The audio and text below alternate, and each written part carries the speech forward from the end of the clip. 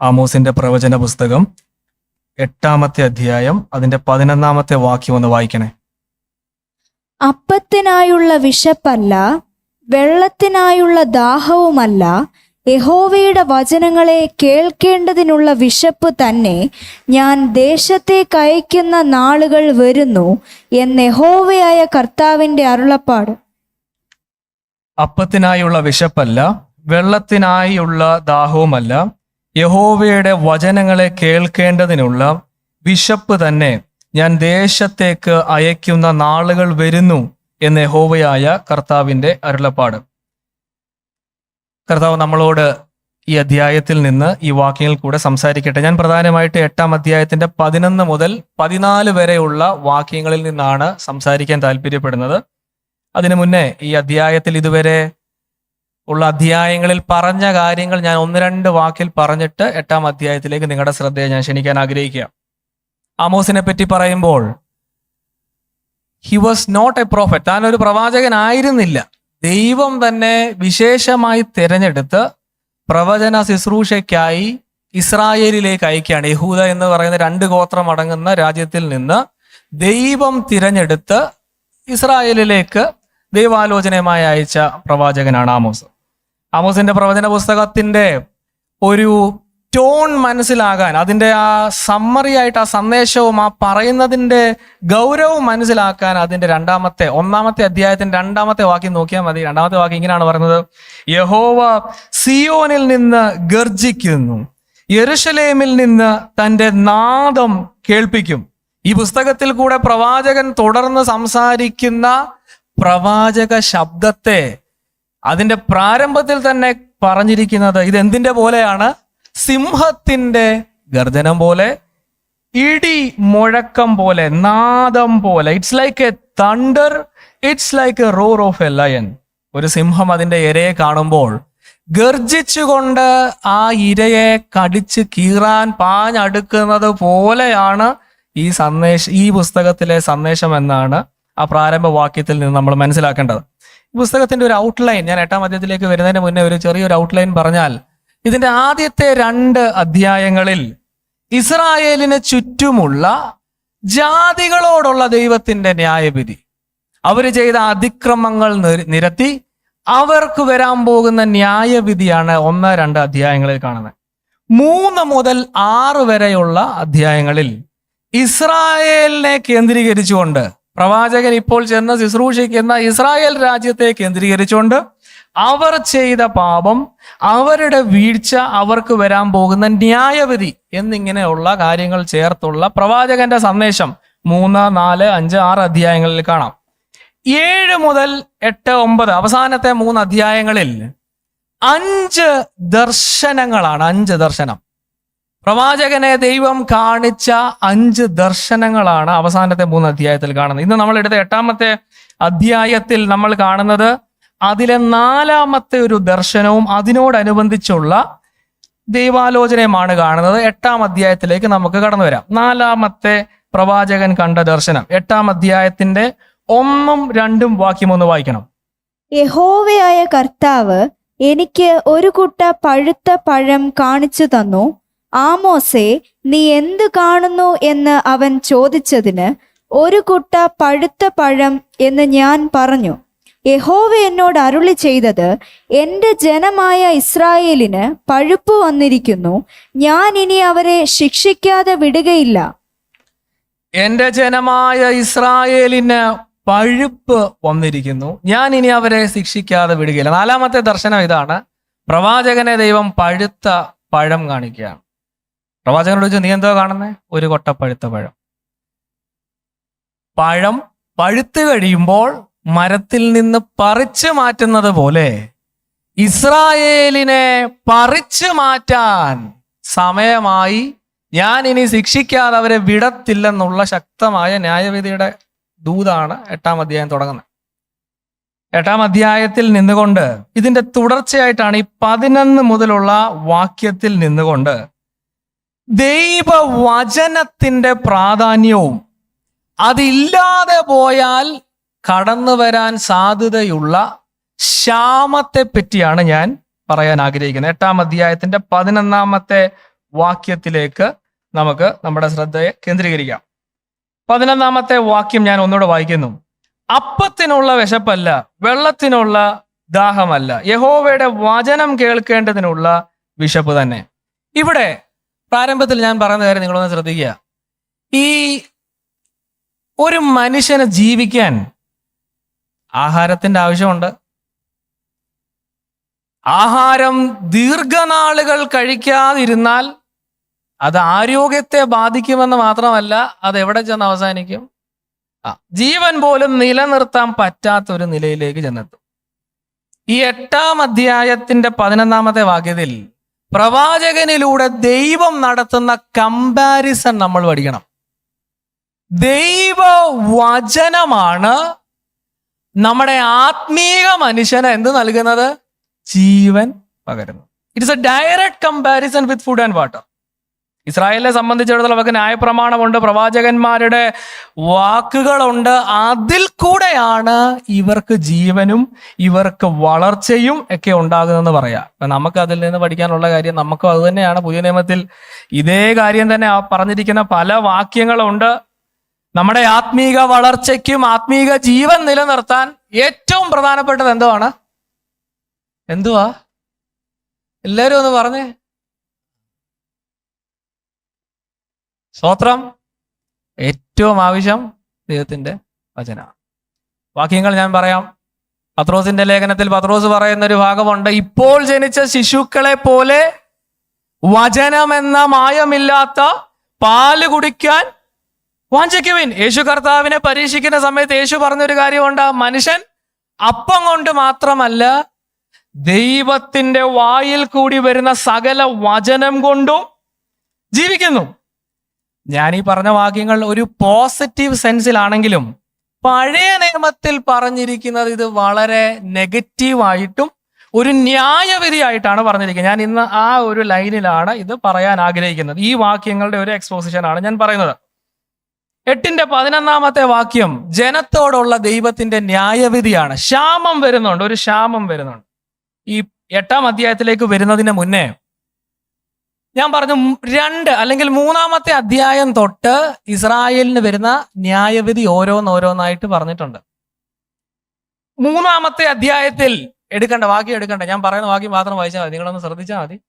3-ാമത്തെ അധ്യായത്തിൽ പ്രവാചകൻ പറഞ്ഞു, നിങ്ങളുടെ യാഗപീഠത്തെ നശിപ്പിക്കും, നിങ്ങളുടെ യാഗമെല്ലാം ഞാൻ നശിപ്പിച്ച് ആ സ്ഥലം ഇല്ലാതാക്കും.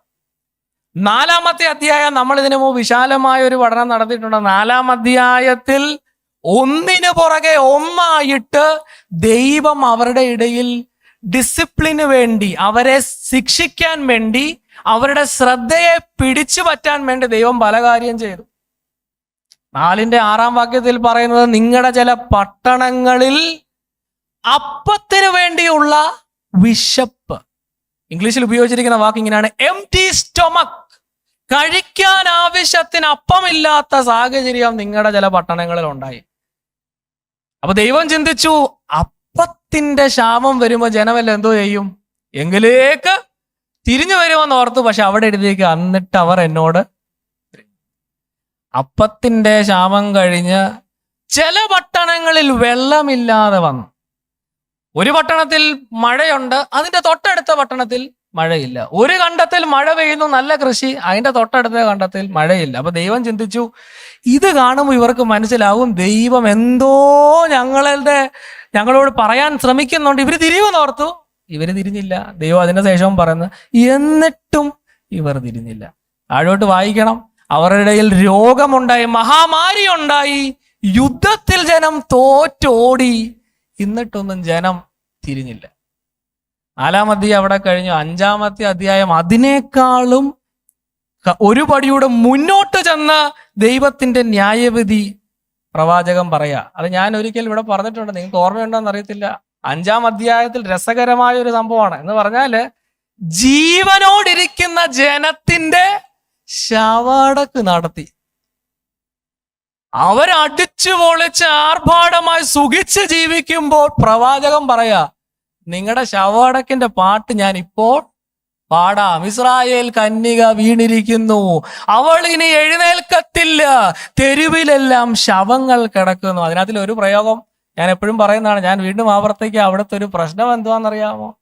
അന്നത്തെ ശവ അടക്കിന്, ഫ്യൂണറൽ ശുശ്രൂഷയ്ക്ക് ഒരു പക്ഷെങ്കിൽ നമ്മൾ ഇന്ന് പാട്ടുകാരെ വിളിക്കുന്ന പോലെ ആയിരിക്കും, അവര് കരയാൻ ആളെ വിളിക്കും. അന്ന് അവിടെ പറ്റിയത് ഈ കരയാൻ ആൾക്കാരില്ലാതെയായിട്ട് പണിക്ക് പോയ കർഷകനെ കൂടെ വിളിച്ചിട്ട് പറഞ്ഞു, നീയും കൂടി ഇന്ന് കോയറി കേൾക്കോളാൻ കരയാനേ. അത്രയ്ക്ക് മരണങ്ങൾ നടക്കുക. ആളെ കുഴിച്ചിടാൻ അല്ലെങ്കിൽ അത് ശവസംസ്കാരം നടത്താൻ പോലും ആളില്ലാത്ത പോലെ മരണം, ന്യായവിധി. എന്നിട്ടും ജനം ഇതൊന്നും കേട്ട് ഇളകിയില്ല. 6:1 വാക്യത്തിൽ പറയുന്നത്, സിയോൻ ശമരിയ പർവ്വതത്തിൽ ഞങ്ങൾ സ്വൈര്യമായിട്ടിരിക്കും. We are not challenged by these messages. അപ്പൊ ഇങ്ങനെ ഞാൻ പറഞ്ഞു വരുന്നത് ഒരു പ്രോഗ്രഷൻ ആണ്. ഓരോന്നായിട്ട് ന്യായവിധി പറഞ്ഞ് 8-ാം അധ്യായം എന്ന് പറയുമ്പോൾ തന്നെ ഈ പ്രവചന പുസ്തകത്തിന്റെ ഒരു ക്ലൈമാക്സ് ആകുക. ക്ലൈമാക്സിലേക്ക് വരുമ്പോൾ ഇതുവരെ പറഞ്ഞതിനേക്കാളെല്ലാം കഠിനമായ, ഏറ്റവും സീരിയസ് ആയ ഒരു വാർണിംഗ് ആണ് ഇവർക്ക് നൽകുന്നത്. ഈ ന്യായവിധിയെ പറ്റി ഞാനൊന്ന് പഠിക്കാൻ ശ്രമിച്ചപ്പോൾ, ഈ ജഡ്ജ്മെന്റിനെ പറ്റി ഞാൻ പഠിക്കാൻ ശ്രമിച്ചപ്പോൾ, ഇതിനെപ്പറ്റി പറഞ്ഞിരിക്കുന്ന ഒരു അഭിപ്രായം, ഒരു കമന്റ് നിങ്ങൾ ശ്രദ്ധിക്കണം. അത് ഞാൻ പ്രാരംഭത്തിൽ തന്നെ പറയാം, ഈ സന്ദേശം അവസാനിക്കുന്നതിന് വരെ നിങ്ങളുടെ മനസ്സിൽ അത് ഉണ്ടാകണം. ഈ ന്യായവിധിയുടെ പ്രത്യേകത, this is undetectable kind of A punishment. Undetectable എന്ന് പറഞ്ഞാൽ പെട്ടെന്ന് കണ്ടുപിടിക്കാൻ പറ്റാത്ത ഒരു ന്യായവിധി. ഒരാൾ മരിച്ചാൽ അയ്യോ പുള്ളിക്കാരൻ മരിച്ചു എന്ന് നമുക്കറിയാം. ഒരാൾക്ക് രോഗം വന്നാൽ രോഗമില്ലെന്നറിയാം. പക്ഷെ ഇവിടെ പറയുന്ന ന്യായവിധി സംഭവിച്ചാൽ ദിസ് ഈസ് സോ സ്ലോ. ഇത് ചെറുകെ ഗ്രാജുവലായിട്ട് നടക്കുന്നത് കൊണ്ട് ഈ ന്യായവിധി സംഭവിച്ചതുപോലും ജനത്തിനറിയാതെ ഇരിക്കാൻ സാധ്യതയുണ്ട്. It is that dangerous. എന്തുവാണ് ഇവിടുത്തെ പ്രശ്നം? പ്രവാചകൻ പറയുന്ന വാർണിംഗ്, അപ്പത്തിന്റെ ക്ഷാമമായിരുന്നെങ്കിൽ നിങ്ങൾക്ക് പെട്ടെന്ന് മനസ്സിലായേനെ. കാരണം വയറിൽ എന്തോ വിശപ്പ് തട്ടുമ്പോ അറിയാം, അയ്യോ അപ്പൊ ഇന്നില്ലല്ലേ ഒന്നും കൊടുക്കാൻ. പക്ഷെ ഇവിടുത്തെ ക്ഷാമത്തിന്റെ പ്രത്യേകത വചനമില്ല. It is a spiritual famine. Spiritual famine, ഒരു ആത്മീക ക്ഷാമമാണ് ഇവിടെ സംഭവിക്കുന്നത്. ഈ 11-ാം അധ്യായത്തിൽ നമ്മൾ ഈ ഫിസിക്കൽ ആൻഡ് സ്പിരിച്വൽ ഫാമിൻ തമ്മിൽ ഒരു വലിയ വ്യത്യാസം കാണാം. ഞാൻ മുമ്പേ പറഞ്ഞ പോലെ, അപ്പമില്ലെങ്കിൽ നമ്മുടെ ശരീരത്തിനാണ് ക്ഷീണം, വചനമില്ലെങ്കിൽ ആത്മാവിനാണ് ക്ഷീണം. ശരീരത്തിന്റെ ക്ഷീണം അല്ലെങ്കിൽ ഫിസിക്കലായിട്ടുണ്ടാകുന്ന ക്ഷാമത്തിന് ടെമ്പററി ലോസേ ഉള്ളു. ടെമ്പററി ലോസ് എന്ന് പറഞ്ഞാൽ കൂടിപ്പോയ ഒരു മരണം. പക്ഷെ ഈ വചനമില്ലാതുണ്ടാകുന്ന ക്ഷാമം കൊണ്ടുവരുന്നത് എന്തോന്നറിയാമോ? എറ്റേണലായിട്ടുള്ള നാശമാണ്. മനസ്സിലാകുന്നുണ്ടോ? വചനത്തിന്റെ ക്ഷാമം സംഭവിക്കുമ്പോൾ അത് ശരീരത്തിന്റെ മരണമല്ല, ആത്മാവിന്റെ മരണമാണ്. ആത്മാവിനെ പറ്റി പുതിയ നിയമത്തിൽ പറയുന്നത് എന്താ? സകല ലോകത്തെക്കാളും വില എന്തിനുണ്ട്? അങ്ങനെയാണെങ്കിൽ ഏതാണ് important? Spiritual famine will be very worse. ഒത്തിരി ഭയാനകമായിട്ട് വചനത്തിന്റെ ക്ഷാമം തീരാൻ സാധ്യതയുണ്ട്. That's why it is said in this order. അതുകൊണ്ടാണ് ഇങ്ങനത്തെ ഒരു ഓർഡറിൽ പറയുന്നത്, നിങ്ങൾ ഇതുവരെ അനുഭവിച്ച ക്ഷാമം പോലെ അല്ല ഇത്. ഇതിങ്ങനെ ഞാൻ പറഞ്ഞു പോയാൽ നമുക്കതിനൊരു ആപ്ലിക്കേഷൻ ഞാൻ പറയാം. ഞാൻ അന്ന് പറഞ്ഞ കാര്യം ഞാൻ വീണ്ടും ഇവിടെ ആവർത്തിക്കുക, ശ്രദ്ധിക്കുക. ഞാൻ ഈ പറയുന്ന കാര്യമേ നമ്മളിൽ എത്ര പേര് ശരിക്കും മനസ്സിലാക്കിയിട്ടുണ്ട്? How many of us have realized this fact? For example, have we really understood that word of God is more important than all the material needs? ഇവിടെ അപ്പം എന്ന് പറഞ്ഞാൽ ഭൗതികമായി നമുക്ക് ഈ ലോകത്തിൽ ആവശ്യമുള്ള എല്ലാ നന്മകളെക്കാളും പ്രധാനം ദൈവവചനമാണെന്നുള്ള തിരിച്ചറിവ് നമ്മളിൽ എത്ര പേർക്കുണ്ട്? എന്നോടൊപ്പം നിങ്ങളൊന്ന് ചിന്തിക്കണം. കഴിഞ്ഞ ആഴ്ച പാട്ടില്ലായിരുന്നു, പ്രസംഗം മാത്രമേ. അപ്പൊ നമ്മുടെ പ്രതികരണം എന്തുവായിരുന്നു? ഇന്ന് എന്തുവാ? ഒരാഴ്ച, ഇനിയിപ്പോ ഈ ആഴ്ച പറ്റത്തില്ല, അടുത്ത ആഴ്ച ഒരു കീബോർഡിസ്റ്റ് ഉണ്ടെന്ന് വെക്കുക. ആരെങ്കിലും നല്ല കീബോർഡിസ്റ്റ് വരട്ടെ. കീബോർഡിസ്റ്റ് ഉണ്ട്, പാട്ട് നല്ലതായിട്ട് ലീഡ് ചെയ്ത് അവസാനം പറഞ്ഞു ഇന്ന് എന്തോ ഇല്ല, ഇന്ന് വചന ശുശ്രൂഷ ഇല്ല, എന്തോയേ ഉള്ളൂ. പാട്ടും പിന്നെ 2 പേർക്ക് വേണമെങ്കിൽ സാക്ഷ്യം പറയാനോട് അവസരം, പിന്നെ നമ്മളൊരു പാട്ട് പാടി. അപ്പൊ നമുക്ക് എന്തോ തോന്നും. ഞാൻ ഈ പറഞ്ഞത് മനസ്സിലുള്ളത് കൊണ്ട് നിങ്ങൾ യോജിക്കത്തില്ലായിരിക്കും, അല്ലെങ്കിൽ എന്തോ തോന്നിയേനേം. എത്ര നാളുകൊണ്ടാ ഇങ്ങനത്തെ ഒരു സന്തോഷം എന്നൊക്കെ തോന്നാം. Because we have not realise this fact. നമ്മൾ പഠിക്കേണ്ട കാര്യം എന്താ പറയുക, പ്രാരംഭത്തിൽ ഞാൻ പറയുന്ന കാര്യം, empty pulpits are worse than empty stomach. വചനമില്ലാതെ ശൂന്യമായി പോകുന്ന പുൽപിറ്റുകൾ അപ്പത്തിന്റെ ക്ഷാമത്തെക്കാളും ദുരന്തം കൊണ്ടുവരുമെന്ന് ദൈവസഭകൾ പഠിച്ചിരുന്നെങ്കിൽ, ദൈവദാസന്മാരത് മനസ്സിലാക്കിയിരുന്നെങ്കിൽ ഈ ക്ഷാമം നമുക്ക് ഒഴിവാക്കാമായിരുന്നു. ഞാനിത് പറയുമ്പോൾ ന്യൂ ലൈഫിലുള്ളവർ മാത്രമല്ല ഇന്ന് കേൾക്കുന്നത്, പലരും ഇത് ഇന്ന് പിന്നീട് കേൾക്കുമായിരിക്കും. പക്ഷെ ന്യൂ ലൈഫിലുള്ള നമ്മളെല്ലാവരും ദൈവവചനത്തിന്റെ ശക്തി അനുഭവിച്ചവരല്ലേ? ഈ ഭൗതിക നേട്ടങ്ങൾക്ക് വേണ്ടിയാണോ ഈ സഭയുടെ ഭാഗമായത്? രോഗം മാറാതിരുന്നപ്പോഴും ജോലി ലഭിക്കാതിരുന്നപ്പോഴും വലിയ പ്രതിസന്ധിയിൽ കൂടെ കടന്നു പോകുമ്പോഴും ഇവിടെ മുഴങ്ങിയ ദൈവശബ്ദം ശരീരത്തിന് സൗഖ്യം ലഭിക്കുന്നതിനേക്കാളും ലോകത്തിൽ വലിയ ഉദ്യോഗം ലഭിക്കുന്നതിനേക്കാളുമുള്ള ധൈര്യം പകർന്നിട്ടില്ലേ? അനുഭവം ഉള്ളവരല്ലേ ഇവിടെ? അല്ലെങ്കിൽ ഇത്രയും ദൂരം നമ്മൾ സഞ്ചരിച്ച് ഇവിടെ കൂടേണ്ട കാര്യമില്ലല്ലോ. പക്ഷെ ഇപ്പോൾ എന്തോ പറ്റി? വർഷം മുന്നോട്ട് ചെല്ലുമ്പോൾ ആ അനുഭവങ്ങൾ, ആ യാഥാർത്ഥ്യങ്ങളിൽ നിന്ന് മാറിത്തുടങ്ങിയോ?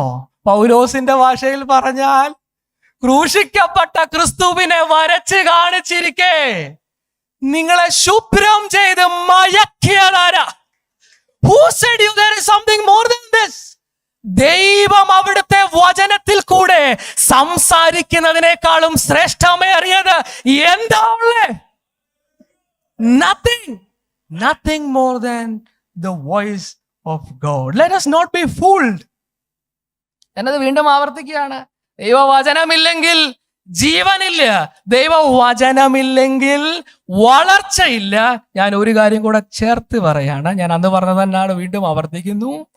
ദൈവവചനം ഇല്ലെങ്കിൽ ദൈവ സാന്നിധ്യമില്ല. When the word goes, God himself departs. Then you think about the state of the church. ദൈവവചനം പുറത്തേക്ക് പോകുമ്പോൾ ദൈവം പോയെന്ന അതിൻ്റെ അർത്ഥം. ദൈവം പോയെന്ന അർത്ഥം. അനുഗ്രഹിക്കപ്പെട്ട പല പാസ്റ്റർമാരെ ഞാൻ പല സഭകളിൽ കണ്ടിട്ടുണ്ട്. പക്ഷെ ഞാൻ ചില പാസ്റ്റർമാരെ കണ്ടിട്ടുണ്ട്, ഇത് ആരെയും ക്രിട്ടിസൈസ് ചെയ്യാനല്ല, അങ്ങനെ ആർക്കെങ്കിലും തോന്നിയാലും കുഴപ്പമില്ല. There are some pastors of local churches who are happy to see that there is a guest on Sunday. ഞായറാഴ്ച ഗസ്റ്റ് വല്ലതും ഉണ്ടോ എന്ന് ഇങ്ങനെ പാസ്റ്റർ നോക്കിക്കൊണ്ടിരിക്കുക. എന്നാലല്ലേ ഈ ടൈം ഒന്ന് ആർക്കെങ്കിലും കൊടുക്കാൻ. Because the pastor doesn't want to speak. Pastor has no word. ഇത് ഓൺലൈനൊക്കെ കേൾക്കുന്നവർ വളരെ കാര്യമായിട്ട് തന്നെ ചിന്തിക്കണം. If there is no word, ഒരു മാസ്റ്റർ ഇപ്പം പറയാ സമയമെല്ലാം മുന്നോട്ട് പോയോണ്ട് പാട്ട് പാടി സ്വോത്രാഴ്ച ഇട്ടിട്ട് ഇന്ന് ആശീർവാദം പറയാൻ പോവാന്ന് പറയുമ്പോ നമ്മൾ ഇതങ്ങ് ചിന്തിച്ചാൽ മതി. The word is gone, the God is not there. കർത്താവ് സംസാരിക്കാത്ത സഭായോഗമോ ദൈവവചനം എക്സ്പോസ് ചെയ്യാത്ത കൂടി വരുമോ? എന്തിനാ? അവിടെ നല്ല കൂട്ടായ്മയാന്നൊക്കെ ചിലർ പറയാ. കൂട്ടായ്മ നല്ലതാ, ഭയങ്കര സ്നേഹമായി, ഇറ്റ് ഈസ് ഓൾ ഗുഡ്. പക്ഷെ ദൈവം വല്ലതും പറയുന്നുണ്ടോ അവിടെ? Is the word of the Lord exposed in its right sense? If not, ഇതൊരു വലിയ അപകടമാണ് നമ്മൾ മനസ്സിലാക്കണം. ഇത് വ്യക്തിപരമായി നമ്മുടെ ജീവിതത്തിലേക്കൊക്കെ അപ്ലൈ ചെയ്യണം. ഇത് സഭകൾ, ശുശ്രൂഷകന്മാരെ പറ്റിയൊക്കെ പറയുമ്പോൾ തന്നെ ഓരോ ദിവസവും is the Lord speaking to you? കർത്താവ് വ്യക്തിപരമായി അവിടുത്തെ വചനത്തിൽ കൂടെ ഒക്കെ സംസാരിക്കുന്നുണ്ടോ? വ്യക്തിപരമായ ഡിവോഷൻ, മെഡിറ്റേഷൻ, വചനവായന, അതിൽ കൂടെ ദൈവശബ്ദം ഓരോ ദിവസം കേൾക്കുന്നവരാണോ ഇവിടെ ഇരിക്കുന്നത്? ന്യൂ ലൈഫിലുള്ളവർ കർത്താവിനെ സ്തുതിക്കണം. ധാരാളമായി ദൈവവചനം കേൾക്കാൻ കൃപ ലഭിച്ചവരാണ് നമ്മൾ. What is the point of the message today? ഇന്നത്തെ ഞാൻ ഈ സന്ദേശം പറയുന്നതിന്റെ ലക്ഷ്യം ഞാൻ പ്രാരംഭത്തിലേ പറയട്ടെ. ഇവിടെ ആമോസിൽ കൂടെ ദൈവം ന്യായവിധി പറയുമ്പോഴും അതിൽ ഒളിഞ്ഞിരിക്കുന്ന ദൈവത്തിന്റെ കൃപ നമ്മൾ കാണണം. ഇന്ന് നമ്മളോട് ഇത് ന്യായവിധിയാണ്, എന്തിനാ ഇത്രയും കട്ടിക്ക് പ്രവാചകന്റെ പുസ്തകം എടുത്ത് പറഞ്ഞു ചോദിച്ചാൽ അതിനകത്തിലൊരു കൃപയുണ്ട്. ഞാൻ അത് പറയാം. ഈ വാക്യം, ഈ 11 മുതൽ 14 വരെയുള്ള വാക്യത്തിൽ ആവർത്തിച്ച് വരുന്നൊരു വാക്യം എന്തോന്നറിയാമോ? ദിവസം വരുന്നു. The days are coming. ക്ഷാമം വരുന്ന ദിവസങ്ങൾ വരുന്നു.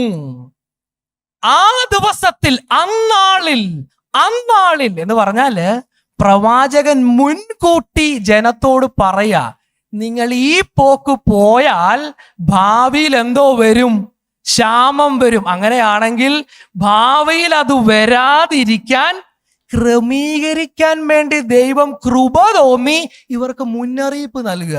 അപ്പൊ ഇന്ന് പ്രഭാതത്തിൽ നമ്മൾ ഇത് ചിന്തിക്കുന്നത് എന്തിനാണെന്നറിയാമോ? നമ്മുടെ മനസ്സ് ദൈവത്തിന്റെ വചനത്തിൽ നിന്ന്, ക്രിസ്തുവിൽ നിന്ന്, ഏകാഗ്രമായ ചിന്തയിൽ നിന്ന് വിട്ടുമാറിയിട്ടുണ്ടെങ്കിൽ അന്ന് സംഭവിച്ച ആ ന്യായവിധി, ആ ക്ഷാമം നമ്മുടെ ഇടയിലും കടന്നു വരാം. അത് സംഭവിക്കാതിരിക്കാൻ വേണ്ടി ദൈവസന്നിധിയിലേക്ക് തിരിയാൻ വേണ്ടിയാണ് ഈ സന്ദേശത്തിൽ കൂടെ ഞാൻ നിങ്ങളെ ആഹ്വാനം ചെയ്യുന്നത്. നോക്കണമേ, ആ 11-ാമത്തെയും 12-ാമത്തെയും വാക്യം ഒന്നും കൂടെ ഒന്ന് വായിക്കണം. 11 and 12. അപ്പത്തിനായുള്ള വിശപ്പല്ല, വെള്ളത്തിനായുള്ള ദാഹവുമല്ല, യഹോവയുടെ വചനങ്ങളെ കേൾക്കേണ്ടതിനുള്ള വിശപ്പ് തന്നെ ഞാൻ ദേശത്തേക്ക് അയക്കുന്ന നാളുകൾ വരുന്നു എന്ന് യഹോവയായ കർത്താവിന്റെ അരുളപ്പാട്.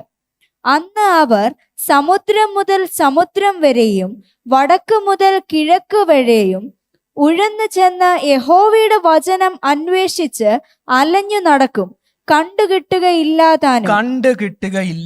12-ാം വാക്യത്തിന്റെ ആ അവസാനത്തെ പ്രയോഗത്തിൽ നിന്ന് ഇവിടെ സംഭവിക്കുന്ന ക്ഷാമം എന്താണെന്ന് വ്യക്തമാണ്.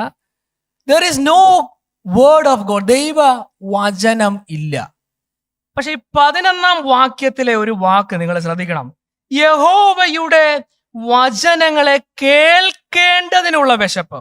അവിടെ പറയുന്നത് hearing the word of the Lord. ദൈവവചനം കേൾക്കുക എന്നുള്ളൊരു പ്രയോഗമുണ്ട്.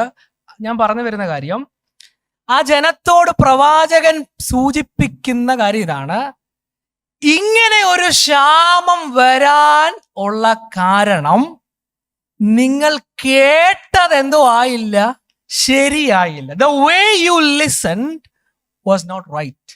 ദൈവവചനത്തോട് ഉള്ള ജനത്തിന്റെ മനോഭാവമാണ് ഇത്രയും കഠിനമായ ക്ഷാമം ദേശത്ത് വരാൻ കാരണമായത്.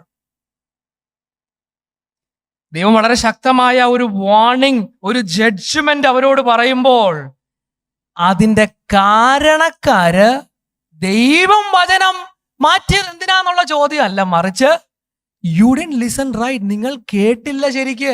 നിങ്ങൾക്ക് ആവശ്യത്തിൽ കൂടുതൽ വചനം ഉണ്ടായിരുന്നപ്പോൾ നിങ്ങൾ വേണ്ടതുപോലെ ശ്രദ്ധിച്ചില്ല. അതാണ് അവിടെ പറയുന്ന കാര്യം. ഞാൻ 1-2 അവരുടെ മനോഭാവം, വചനത്തോടുള്ള അവരുടെ പ്രതികരണം, ആമോസിന്റെ പുസ്തകത്തിൽ നിന്നുകൊണ്ട് തന്നെ ആമോസിൽ കൂടെ ദൈവം പറഞ്ഞ ദൈവാലോചനയോടുള്ള അവരുടെ പ്രതികരണങ്ങൾ ഞാൻ ഒന്ന് വളരെ പെട്ടെന്ന് നിങ്ങളുടെ മുമ്പിലേക്ക് വെക്കാൻ താല്പര്യപ്പെടുക. നമ്മൾ അവരുടെ ആറ്റിറ്റ്യൂഡ് ഇവാലുവേറ്റ് ചെയ്യുമ്പോൾ നമ്മളിൽ അതുണ്ടോ എന്ന് നോക്കണം. ഞാൻ പ്രാരംഭത്തിൽ തന്നെ പറയാം, ഞാൻ ഈ ഭാഗങ്ങൾ പ്രിപ്പയർ ചെയ്യുമ്പോൾ I think it is in the churches today. ഇന്നത്തെ പല സഭകളിലും ഇനി ഞാൻ പറയാൻ പോകുന്ന പല കാര്യങ്ങളും ഉണ്ട്. അങ്ങനെ ഉണ്ടെങ്കിൽ എന്ത് വരുന്നുണ്ട്? ക്ഷാമം എന്ന് ദൈവം പറഞ്ഞ ന്യായവിധി വരുന്നുണ്ട്.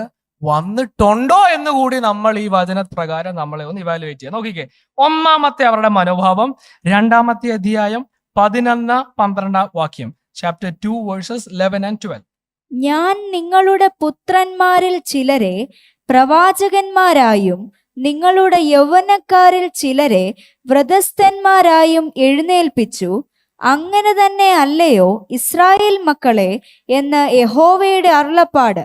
എന്നാൽ നിങ്ങൾ വൃദ്ധസ്ഥന്മാർക്ക് വീഞ്ഞു കുടിപ്പാൻ കൊടുക്കുകയും പ്രവാചകന്മാരോട് പ്രവചിക്കരുത് എന്ന് കൽപ്പിക്കുകയും ചെയ്തു. ഇവിടുത്തെ കാര്യം നിങ്ങൾ ശ്രദ്ധിക്കുക. ഒന്നാമത്തെ ഇവര് ചെയ്ത പ്രവാചകന്മാരോട് ദൈവാലോചന അറിയിക്കുന്നവരോട് ആ ജനം ചെയ്ത ഒന്നാമത്തെ കാര്യം ശ്രദ്ധിക്കുക. ദൈവം അവരെ കനാനിൽ കൊണ്ട് പാർപ്പിച്ചു. ദൈവം തന്റെ കൃപയിൽ അവരിൽ ചിലരെ പ്രവാചകന്മാരായിട്ട് എഴുന്നേൽപ്പിച്ചു, ദൈവത്തിന്റെ ആലോചന ജനത്തോട് അറിയിക്കാൻ. പക്ഷെ ഈ ജനം ചെയ്ത കാര്യം പ്രവാചകനോട് എന്തോ പറയാണ്?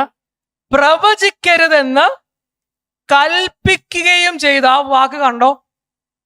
പ്രവാചകന് കൽപ്പന കൊടുക്കുന്നവരായ ആര്? ജനം. These people began to control the prophet. പ്രവാചകനാണ് ദൈവത്തിന്റെ കൽപ്പന പറയേണ്ടത്. പക്ഷെ പ്രവാചകന് കൽപ്പന കൊടുത്ത് ശുശ്രൂഷിപ്പിക്കുന്ന നിലയിലേക്ക് പ്രവാചകനെ ഒതുക്കുന്ന ഒരു ജനമായിരുന്നു ഇസ്രായേലിൽ. People controlled prophets. ജനം നിയന്ത്രിക്കുന്ന പ്രവാചകന്മാർ. ദൈവം ഇവിടെ ചോദിക്കുക, ദൈവത്തിന്റെ പ്രവാചകന്മാരെ നിയന്ത്രിപ്പാൻ നിനക്കാരെ അധികാരം തന്നെ? Who gave you the authority? ഞാൻ കൽപ്പിച്ചയച്ച എന്റെ പ്രവാചകന്മാരോട് പ്രവചിക്കില്ലെന്ന് പറയാൻ നിനക്കാരാ ധൈര്യം തന്നെ? ചോദ്യം ചോദിക്കുക പ്രവാചകനായിരിക്കുന്ന ആമോസിൽ കൂടെ. അങ്ങനെ അവർ പ്രവാചകനെ നിയന്ത്രിച്ചത് കൊണ്ടാണ് ദേശത്ത് എന്തോ സംഭവിക്കുന്നത്? ഒരു ക്ഷാമത്തിന്റെ ദിവസം വരുന്നേ. നമ്മുടെ പെന്തക്കോസ്തൽ സമൂഹത്തിലേക്ക് ഒന്ന് നോക്കിക്കേ. Look at our churches. അന്നത്തെ പ്രവാചകനെ വിളിക്കാൻ പറ്റിയ പേര് പീപ്പിൾ കൺട്രോൾ പ്രോഫറ്റ്സ് ആണെങ്കിൽ ഇന്നത്തെ സഭകളിൽ പീപ്പിൾ കൺട്രോൾഡ് പാസ്റ്റേഴ്സ്. പാസ്റ്റർമാരെ നിയന്ത്രിക്കുന്ന ജനം. To an extent where pastors have become puppets of the people. ജനത്തിന്റെ കയ്യിലെ പാവ പോലെ പ്രവാചകനായിത്തീരുന്ന അവസ്ഥ. അങ്ങനെ പാസ്റ്റർമാരെ നിയന്ത്രിക്കുന്ന there are people who are afraid. ദൈവവചനത്തിന്റെ എക്സ്പോസിഷൻ അതിന്റെ നിലയിൽ പറയാൻ ഭയമാണ്. കാരണം ജനം എന്തോ ചെയ്യും? ശുശ്രൂഷകനെതിരെ തിരിയും. പാസ്റ്റർ എന്ത് പ്രസംഗിക്കണം, പാസ്റ്റർ എന്തോ ചെയ്യണം, പാസ്റ്റർ എന്ത് പറയണം, ഇതെല്ലാം നിയന്ത്രിക്കുന്ന നിലയിലേക്ക് സഭയിലെ ആൾക്കാർ വർദ്ധിക്കുമ്പോൾ നമ്മുടെ സമൂഹം ഇത് മനസ്സിലാക്കണം. വചനത്തിന്റെ ഷോർട്ടേജ് നാം തന്നെ വരുത്തി വെച്ചതാണെന്നുള്ള ബോധ്യമുണ്ടാകും.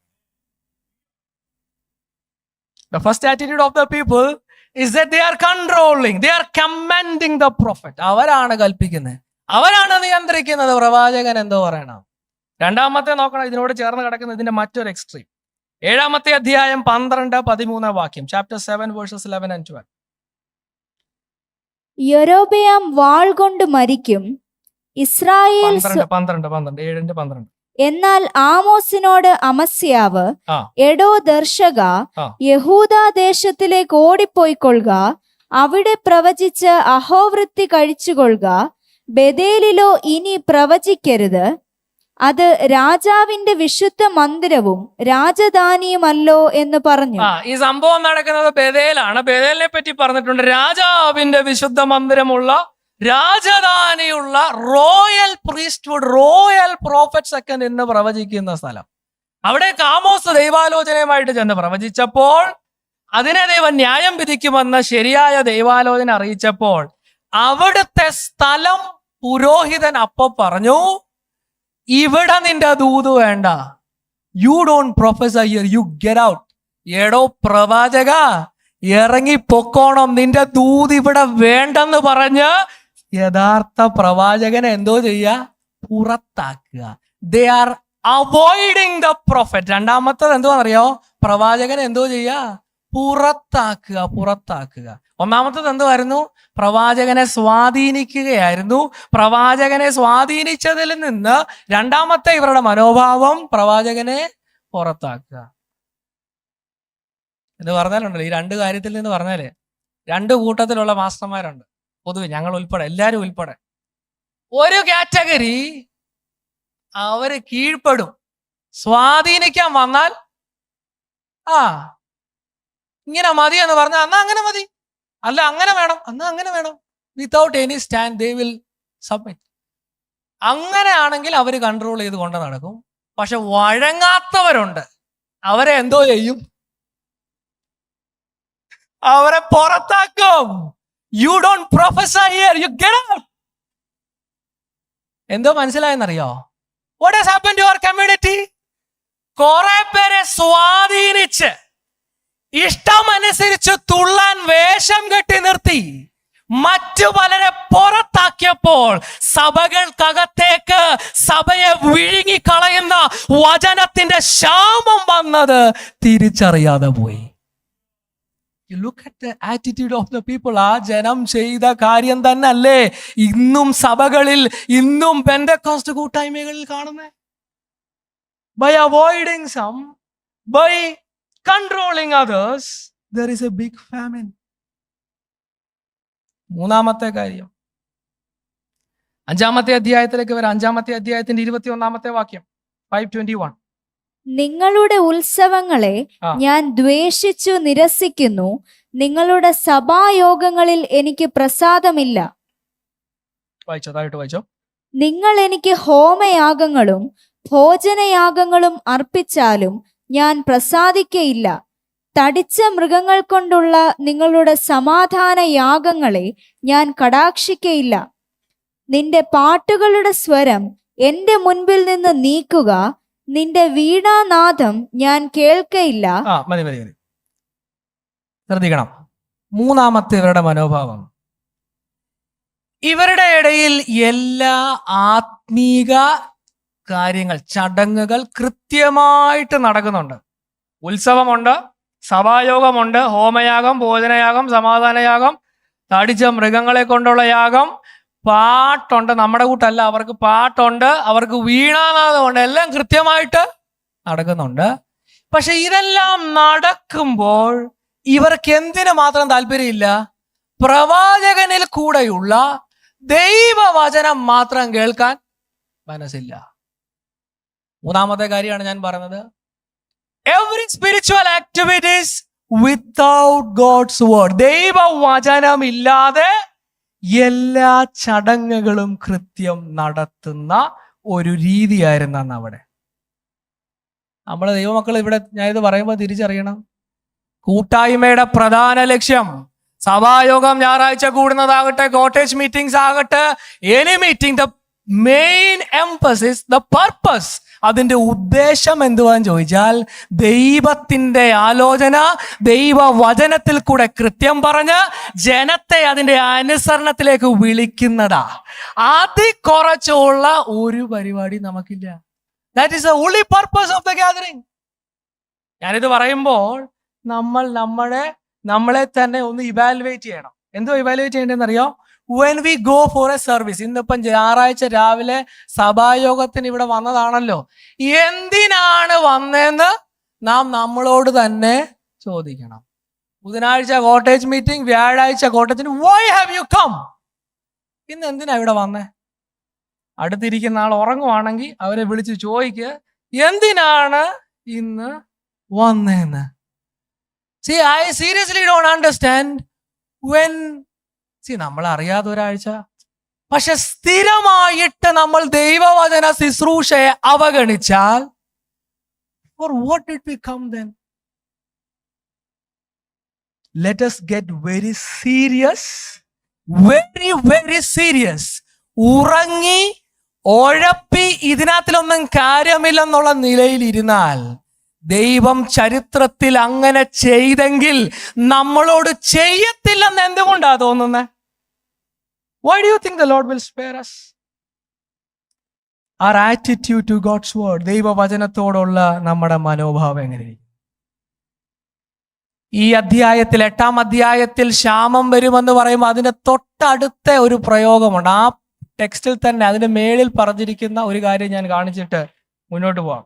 നോക്കണമേ, ചാപ്റ്റർ 8, 8-ാം അധ്യായത്തിൽ അവരുടെ മറ്റൊരു മനോഭാവം നമുക്ക് അവിടെ കാണാം. 8-ാം അധ്യായത്തിന്റെ 4-5 വാക്യം. ഞങ്ങൾ ഏഫായെ കുറച്ച് ശേഖേലിനെ വലുതാക്കി കള്ളത്തുലാസുകൊണ്ട് വഞ്ചന പ്രവർത്തിച്ച് എളിയവരെ പണത്തിനും ദരിദ്രന്മാരെ ഒരു കൂട്ട് ചെരുപ്പിനും മേടിക്കേണ്ടതിനും ഗോതമ്പിന്റെ പതിർ വിൽക്കേണ്ടതിനും ഞങ്ങൾ ഏഫായെ കുറച്ച് ഷേക്കലിനെ വലുതാക്കി. ഞാൻ ഒത്തിരി എക്സ്പ്ലെയിൻ ചെയ്യാതെ തന്നെ ആ ഭാഗം, അതിന്റെ അർത്ഥം ഞാൻ പറയാം. ഈ ദൂത് 8-ാം അധ്യായത്തിൽ ദൈവം പറയുന്നത് അവരുടെ ഇടയിലെ ബിസിനസ്സുകാരോട് പറയാം. അപ്പർ ക്ലാസ് ബിസിനസ്മെൻ, സാമ്പത്തികമായി മേളിൽ നിൽക്കുന്ന പണമുള്ള കച്ചവടക്കാരോട്, ബിസിനസ്സുകാരോട് പറയാം. അവരോട് പറയുന്നത്, നിങ്ങൾ കച്ചവടം ചെയ്യുമ്പോൾ ശരിയായ അളവല്ല എടുക്കുന്നത്. അതുകൊണ്ടാണ് എഫ്ഐയെ കുറച്ചു ഷേക്കലിനെ വലുതാക്കി എന്ന് പറഞ്ഞാൽ, സാധനം വാങ്ങുമ്പോൾ കർഷകരുടെ കയ്യിൽ നിന്നാവട്ടെ, ഈ കച്ചവടക്കാർ വാങ്ങുമ്പോൾ 1 കിലോയുടെ ബാസ്ക്കറ്റ് ആണെന്ന് പറഞ്ഞ് 2 കിലോ വെക്കും. അപ്പം 1 കിലോ ഫ്രീ ആയിട്ട് പൈസ കൊടുക്കാതെ കിട്ടി. വിൽക്കാൻ എന്തോ ചെയ്യും? 1 കിലോയുടെ പാത്രം എന്ന് പറഞ്ഞ് 1/2 കിലോയുടെ വെക്കും. അതാണ് ഇതിനെ ചെറുതാക്കുക. ചെറുതാക്കുമ്പോൾ എന്തോ പറ്റും? 1 കിലോയാന്ന് ഓർത്ത് 1/2 കിലോ കൊടുക്കും. കച്ചവടക്കാരൻ്റെ കയ്യിൽ എന്തോ ഇരിക്കും. അപ്പം പറഞ്ഞു വരും, നമുക്ക് 2 സൈഡിൽ നിന്നും വാങ്ങിച്ചപ്പോഴും ലാഭം, കൊടുത്തപ്പോഴും ലാഭം. ഇവരാരാകുക? മേൽക്കുമേൽ അഭിവൃദ്ധി വർദ്ധിച്ചു വരുന്ന, ബിസിനസ് വർദ്ധിച്ചുകൊണ്ട് പോകുന്ന ആൾക്കാരാണ്. അവരോടാണ് പറഞ്ഞത്, നിങ്ങൾ കള്ള തുലാസ് ഉണ്ടാക്കി കച്ചവടം ചെയ്തുകൊണ്ടാണ് ഈ സഭായോഗത്തിനൊക്കെ വന്നിരിക്കുന്ന അവരെ ശക്തമായി വാർണിംഗ് നൽകുക. നമുക്കതിന് ആപ്ലിക്കേഷൻ ഡയറക്റ്റ് വരുത്തേണ്ട ആവശ്യമില്ലെങ്കിലും നമ്മുടെ ബിസിനസ്സിൽ എന്തോ വേണം, ക്രിസ്തീയ എത്തിക്സ് ഒക്കെ വേണം. കൂടിയ സാധനമാണെന്ന് പറഞ്ഞിട്ട് പഴകിയതെടുത്ത് കൊടുക്കുന്നതും തട്ടിപ്പാണ്. വേറെങ്ങും കിട്ടാത്തത് ഞാൻ ഇപ്പോ അത് അപ്പുറത്തെ കട ചെല്ലുമ്പോൾ ഇതിന്റെ ഭൗതിക വിലയ്ക്ക് അപ്പുറത്ത് കാണും. നമ്മളെ ഈ കളിപ്പിക്കുന്ന പോലത്തെ വശീകരണ വാക്കുകളൊക്കെ പറഞ്ഞ് വീഴ്ത്താൻ, അതൊന്നും നമുക്ക് ചേർന്നതല്ല. അത് നമ്മുടെ സന്ദേശവുമായിട്ട് ചേർന്ന് കിടക്കുന്ന അല്ലെങ്കിലും ഞാനത് പറഞ്ഞു വന്നേ ഉള്ളൂ. ഇനി നോക്കണം, അടുത്ത വാക്യമാണ് നമ്മളിപ്പോൾ ചിന്തിക്കുന്നതുമായിട്ട് ബന്ധപ്പെട്ട് കിടക്കുന്നത്. 8-ാം അധ്യായത്തിന്റെ 5-ാം വാക്യം നോക്കിക്കോ. 5-ാമത്തെ വാക്യം, ഗോതമ്പിന്റെ പതിർ വിൽക്കേണ്ടതിനും ധാന്യ വ്യാപാരം ചെയ്യുവാൻ തക്കവണ്ണം അമാവാസിയും ഗോതമ്പ് പീടിക തുറന്നു വെപ്പാൻ തക്കവണ്ണം ശബത്തും എപ്പോൾ കഴിഞ്ഞു പോകും എന്ന് പറഞ്ഞു. ഇവിടെ ഈ ബിസിനസ് ചെയ്യുന്ന ആൾക്കാർക്ക് ഒരു പ്രശ്നം. അവരുടെ പ്രശ്നം, അവരുടെ ദേശത്ത് 2 പ്രധാനപ്പെട്ട ഉത്സവങ്ങൾ അല്ലെങ്കിൽ ചടങ്ങുകൾ, ആത്മീയമായിട്ട് 2 കാര്യം നടക്കുന്നുണ്ട്. ഒന്ന് ന്യൂ മൂൺ, അമാവാസി. 2 ശബത്ത്. ഈ ന്യൂ മൂൺ എന്ന് പറഞ്ഞാൽ ഓരോ മാസത്തിന്റെയും ആരംഭത്തിലെ ദിവസമാണ്. ഈ ഓരോ മാസത്തിലെ ആരംഭത്തിലെ ദിവസത്തിൽ ജനമെല്ലാം ഒന്നിച്ചുകൂടി ദൈവത്തിന് യാഗം കഴിക്കുന്ന ദിവസമാണ്. മറ്റേത് ശബത്ത് നമുക്കറിയാം, 7-ാമത്തെ ദിവസം, ആഴ്ചയുടെ 7-ാമത്തെ ദിവസം വിശ്രമിക്കുന്ന ദിവസം. ഈ 2 ദിവസത്തിൽ ബിസിനസ്സുകാർക്ക് പ്രശ്നം എന്താണെന്ന് ചോദിച്ചാൽ, ഈ 2 ദിവസവും എന്തോ ചെയ്യാൻ പറ്റത്തില്ല, ബിസിനസ് ചെയ്യാൻ പറ്റത്തില്ല. അതുകൊണ്ടാണ് ഇവർ ചോദിക്കുന്നത്, ഇതെപ്പോ തീരും? അർത്ഥം ഇവിടെ നമ്മൾ കാണേണ്ട ഇവരുടെ മനോഭാവം. യാഗത്തിന് അമാവാസി ചെല്ലുമ്പോഴും വിശ്രമ ദിവസത്തിൽ ശബത്ത് ആചരിക്കുമ്പോഴും ഇവരുടെ മനസ്സിൽ എന്തോ ഇരിക്കുന്നത്? ബിസിനസ്. യാഗം കഴിക്കാൻ പോവാ, പക്ഷെ മനസ്സിൽ എന്തുവാ? ബിസിനസ്. സഭായോഗം കൃത്യമായിട്ട് നടക്കും, വചന ശുശ്രൂഷ കറക്റ്റായിട്ട് നടക്കും, പക്ഷെ മനസ്സിൽ കൂടെ എന്തോ പോവും? ബിസിനസ്. പിള്ളേർക്കാണെങ്കിൽ പരീക്ഷ, നാളത്തെ ക്ലാസ്, മറ്റേത് പല കാര്യങ്ങൾ മനസ്സിൽ കൂടെ പോവും. പക്ഷെ പുരോഹിതൻ എന്തോ ചെയ്യുക? യാഗം കൊടുത്തു, അതിൻ്റെ ഇടയ്ക്ക് അതെല്ലാം കൃത്യമായിട്ട് ചടങ്ങെല്ലാം നടക്കുന്നുണ്ട്, ആശീർവാദത്തോടെ അവർ പോവുകയും ചെയ്തു. പക്ഷെ മനസ്സിലിരിക്കുന്നത്, മനസ്സിവിടില്ല. പക്ഷെ യു ആർ സിറ്റിംഗ്, ശുശ്രൂഷയിലുണ്ട്, ശബത്തിലുണ്ട്, ന്യൂമൂൺ അമാവാസിയിൽ പുള്ളിക്കാരനുണ്ട്, പക്ഷെ മനസ്സവിടില്ല. നമ്മളെ ഒന്ന് ഇവാലുവേറ്റ് ചെയ്യുന്നത് നല്ലതാ. What is in our mind? നമ്മുടെ മനസ്സിങ്ങനെ കാട് കയറി പോവല്ലേ, പല പല ചിന്തകളാൽ ഇങ്ങനെ going all around the world. അതാ അവർക്കും പറ്റിയ. അതിന്റെ കുറച്ചുകൂടെ അപകടം എന്താണെന്നറിയോ? അടുത്തെന്ന് പറഞ്ഞാല് ഇവർ ഈ മനസ്സിൽ കൂടെ ബിസിനസ് ചിന്തിച്ച് അവിടുന്ന് വാങ്ങുമ്പോൾ നമുക്ക് ലാഭം, കൊടുക്കുമ്പോൾ ലാഭം, ഇതിങ്ങനെ കൂട്ടി ഇവരുടെ മനസ്സിൽ ഇപ്പൊ ചിന്ത, ഈ യോഗം എപ്പോ, ഈ ശബത്ത് എപ്പോ തീരും, ഈ അമാവാസി എപ്പോ തീരും? പ്രസംഗം ഞാൻ ഒരു അരമണിക്കൂറിൽ തീർക്കും, എല്ലാം കൂടെ നമ്മൾ 1 മണിയാകുമ്പോൾ വീട്ടിൽ പോകും. എപ്പ തീരും എന്നുള്ള ചിന്തയാ. When will this get over? Seriously നമുക്ക് അങ്ങനെയൊക്കെ ഉണ്ടല്ലോ. നമ്മൾ തന്നെ എത്ര വട്ടം സമയം നോക്കുന്നു, എത്ര വട്ടം അസ്വസ്ഥരാകുന്നു, എപ്പോഴിത് തീരുമാനം ചിന്തിക്കുന്നത്. Same thing, very same. ഇതിന്റെ കുറച്ചും കൂടെ ഒരു പടിയൂടെ മുന്നോട്ട് ചെന്നാൽ എന്തുവാന്നറിയോ? ഇവർക്കിത് ചിന്തിച്ച് ഇവര് അന്യോന്യം പറയുന്നത് എന്തുവാന്നറിയോ? ഈ അമാവാസിയിലും ശബത്തിലൊക്കെ പോകുന്നതിനേക്കാളും നല്ലത് ഞങ്ങളുടെ ബിസിനസ് ആയിരുന്നു. ഞങ്ങളുടെ പീടികയും തുറന്ന് അവിടെ ഇരുന്നായിരുന്നെങ്കിൽ കുറച്ചും കൂടെ ലാഭം ഞങ്ങൾക്ക് ഉണ്ടാക്കാമായിരുന്നു എന്നുള്ളൊരു ചിന്ത. അത് നമ്മുടെ ഇടയിൽ കയറിയിട്ടുണ്ടോ എന്ന് എനിക്ക് അറിയത്തില്ല. എന്തുവാണെങ്കിലും ഞായറാഴ്ചകളിൽ നമ്മളെല്ലാവരും വരാറുണ്ട്. പക്ഷെ അറിയാതെ നമ്മൾ ചിന്തിക്കും, more important than the service, more important than God's word been explained is our business. Business ആണ് ഇതിനേക്കാളും നല്ലത്. ഞാൻ ഇവിടെ ഇരിക്കുന്നതോട് ചോദിക്കട്ടെ, ഈ ഒരു 2-3 മണിക്കൂർ ഇവിടെ ഇരിക്കുന്നത് ഇന്നത്തെ ദിവസത്തിലെ ഏറ്റവും അനുഗ്രഹിക്കപ്പെട്ട സമയമാണെന്ന് ബോധ്യമുള്ളവരുണ്ടോ? അത്രയും പേരേ ഉള്ളൂ. മതി, അത്രയും പേര്. ഇനി എല്ലാവരും പൊക്കല്ലേ, മതി. If that is not the top priority, we are just like that people. അവരങ്ങനെ ആയതുകൊണ്ട് അവർക്ക് ക്ഷാമം വന്നേ. ഇവിടെ ഇരിക്കുമ്പോഴും ഫോണിൽ കൂടെ ബിസിനസ് ഡീല് നടത്തുന്നതല്ല. ഞാനൊരു വാക്യം കൂടെ കാണിക്കാം. ഇതിന്റെ അടുത്ത വാക്യം നിങ്ങൾ നോക്കണം. 6-7 വാക്യം. Look at 6 and 7.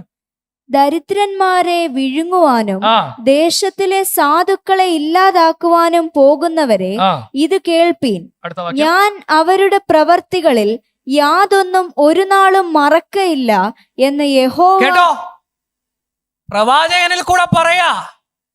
അമാവാസിയിൽ പോയി ശബത്തിന് ചെന്നപ്പോൾ എപ്പോ തീരും, ഇതിന് വല്ല കാര്യമുണ്ടോ എന്നൊക്കെ കമന്റ് പറഞ്ഞ് ഇരുന്ന ജനത്തോട് പ്രവാചകൻ പറയാ, നീ പറഞ്ഞത് ഒന്നും എനിക്ക് മറവല്ല. I know everything that you did. മനസ്സിലാകുന്നുണ്ടോ ദൈവമക്കൾക്ക്? ദൈവവചന ശുശ്രൂഷയെ അലങ്കോലപ്പെടുത്തി ശ്രദ്ധ കൊടുക്കാതെ കമന്റ് പറഞ്ഞാകട്ടെ ചിരിച്ചും കളിച്ചും മുഴപ്പി ഉറങ്ങിയും കളയുമ്പോൾ God is not looking at your attendance. Attendance അല്ല ദൈവം നോക്കുന്നത്, മനസ്സുണ്ടോ ഇവിടെ. ദൈവവചനത്തോടുള്ള പ്രതികരണം ഇവാലുവേറ്റ് ചെയ്യുന്ന ദൈവം ഇന്ന് പ്രഭാതത്തിൽ നമ്മുടെ മധ്യത്തിൽ ഉണ്ടെന്നുള്ള തിരിച്ചറിവ് ദൈവസഭയ്ക്ക് നഷ്ടപ്പെടരുത്. എന്താ ക്ഷാമം ദേശത്ത്? ദൈവം വചനം കൊടുക്കുന്നില്ല. അത് ദൈവത്തിന്റെ കുറ്റമല്ല. ആവശ്യത്തിലധികം ദൈവവചനം ഉണ്ടായിരുന്നപ്പോൾ അതിനെ അവഗണിച്ച് അതിനെ തള്ളിക്കളയുമ്പോൾ, നിരന്തരമായി അതിനോട് ഇൻഡിഫറന്റ് ആയിട്ട് പെരുമാറുമ്പോൾ God will withdraw the blessing. ദൈവം സൗജന്യമായി ധാരാളമായി തന്ന ദൈവത്തിന്റെ അനുഗ്രഹത്തെ പുച്ഛിച്ച് തള്ളിയാൽ ദൈവം അതിനെ പിൻവലിക്കും. അത് വലിയ ന്യായവിധിയാണെന്ന് നമ്മൾ ഗൗരവത്തോടെ തിരിച്ചറിയണം. ഈ പറഞ്ഞ പ്രവചനം അതേപോലെ നിവൃത്തിയായി. ജനത്തിന് നമുക്കറിയാം, ആമോസിന്റെ ശേഷവും ആമോസിനോടൊപ്പം ആ കാലഘട്ടത്തിൽ പല പ്രവാചകന്മാരുണ്ടായിരുന്നു. പക്ഷെ വർഷങ്ങൾ മുന്നോട്ട് ചെന്നപ്പോൾ ജനം പ്രവാസത്തിൽ പോയി. ദൈവം അവരെ പല വഴിക്ക് ചിതറിപ്പിച്ചു. മലാക്കി പ്രവചന പുസ്തകത്തിന് ശേഷം നമ്മൾക്ക് തന്നെ അറിയാലോ, 400 വർഷത്തോളം പ്രവാചക ശബ്ദമില്ലാതെ, ദേശത്തിൽ ദൈവത്തിന്റെ ശബ്ദമില്ലാതെ പോയൊരു കാലം. This was literally fulfilled. God takes away the gift of God's word when we do not value it as we should value. നമ്മൾ വില കൊടുക്കേണ്ടതുപോലെ ദൈവവചനത്തിന് വില കൊടുക്കാതിരുന്നാൽ ദൈവം അതിനെ എടുത്തു കളയും, എടുത്തു മാറ്റും എന്നുള്ളതാണ് ഇന്നത്തെ സന്ദേശം. ഇനിയും അവസാനമായിട്ട്, what are the consequences?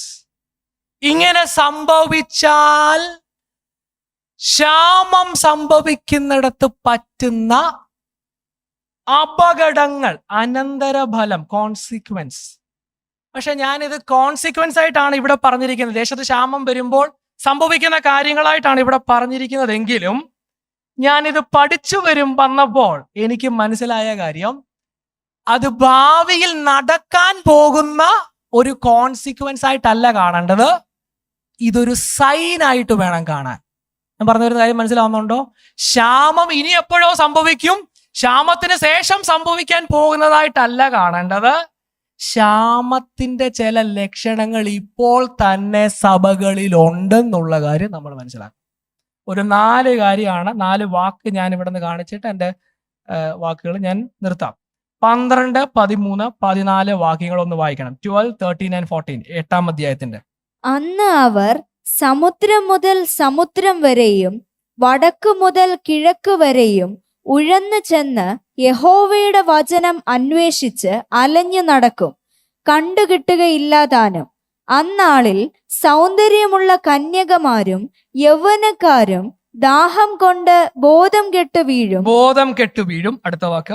ദാനേ, നിന്റെ ദൈവത്താണ, ബേർഷേബ മാർഗത്താണ എന്ന് പറഞ്ഞും കൊണ്ട് ശമര്യയുടെ അകൃത്യത്തെ ചൊല്ലി സത്യം ചെയ്യുന്നവർ വീഴും, ഇനി എഴുന്നേൽക്കുകയുമില്ല. ഈ 3 വാക്യത്തിലെ 4 വാക്കുകൾ നിങ്ങൾ ശ്രദ്ധിക്കുക. ഞാൻ എന്നിട്ട് അതൊന്ന് എക്സ്പ്ലെയിൻ ചെയ്യുമ്പോഴത്തേന് സമയം അവസാനിപ്പിക്കും. 4 വാക്കുകൾ. ഒന്നാമത്തേത് ഉഴന്ന് ചെല്ലും, സ്റ്റാഗർ. 12-ാം വാക്യത്തിൽ തന്നെ വരുന്ന മറ്റൊരു വാക്ക് അലഞ്ഞ് നടക്കും, വാൻഡർ അറൗണ്ട്. 13-ാമത്തെ വാക്യത്തിൽ ബോധം കെട്ടു വീഴും, ഫെയിന്റ്. 14-ാം വാക്യത്തിൽ വീഴും, ഇനി എഴുന്നേൽക്കുകയില്ല, ദേ വിൽ ഫോൾ. 4 വാക്ക്: സ്റ്റാഗർ, വാൻഡർ, ഫെയിന്റ്, ഫോൾ. ഒന്നാമത്തെ കാര്യം സ്റ്റാഗർ. 12-ാം വാക്യത്തിൽ പറയുന്നത് ഉഴന്ന് ചെല്ലും. 12-ാം വാക്യത്തിൽ പറയുന്നത് വടക്ക് മുതൽ കിഴക്ക് വരെയും ഉഴന്ന് ചെല്ലും, സ്റ്റാഗർ. ഈ ഉഴന്ന് ചെല്ലും എന്നുള്ള വാക്ക് നിങ്ങൾ ശ്രദ്ധിക്കുക. സ്റ്റാഗർ, ഈ വാക്കിന്റെ അർത്ഥം മനസ്സിലാക്കാൻ ഇതിന്റെ ആ real sense, real meaning is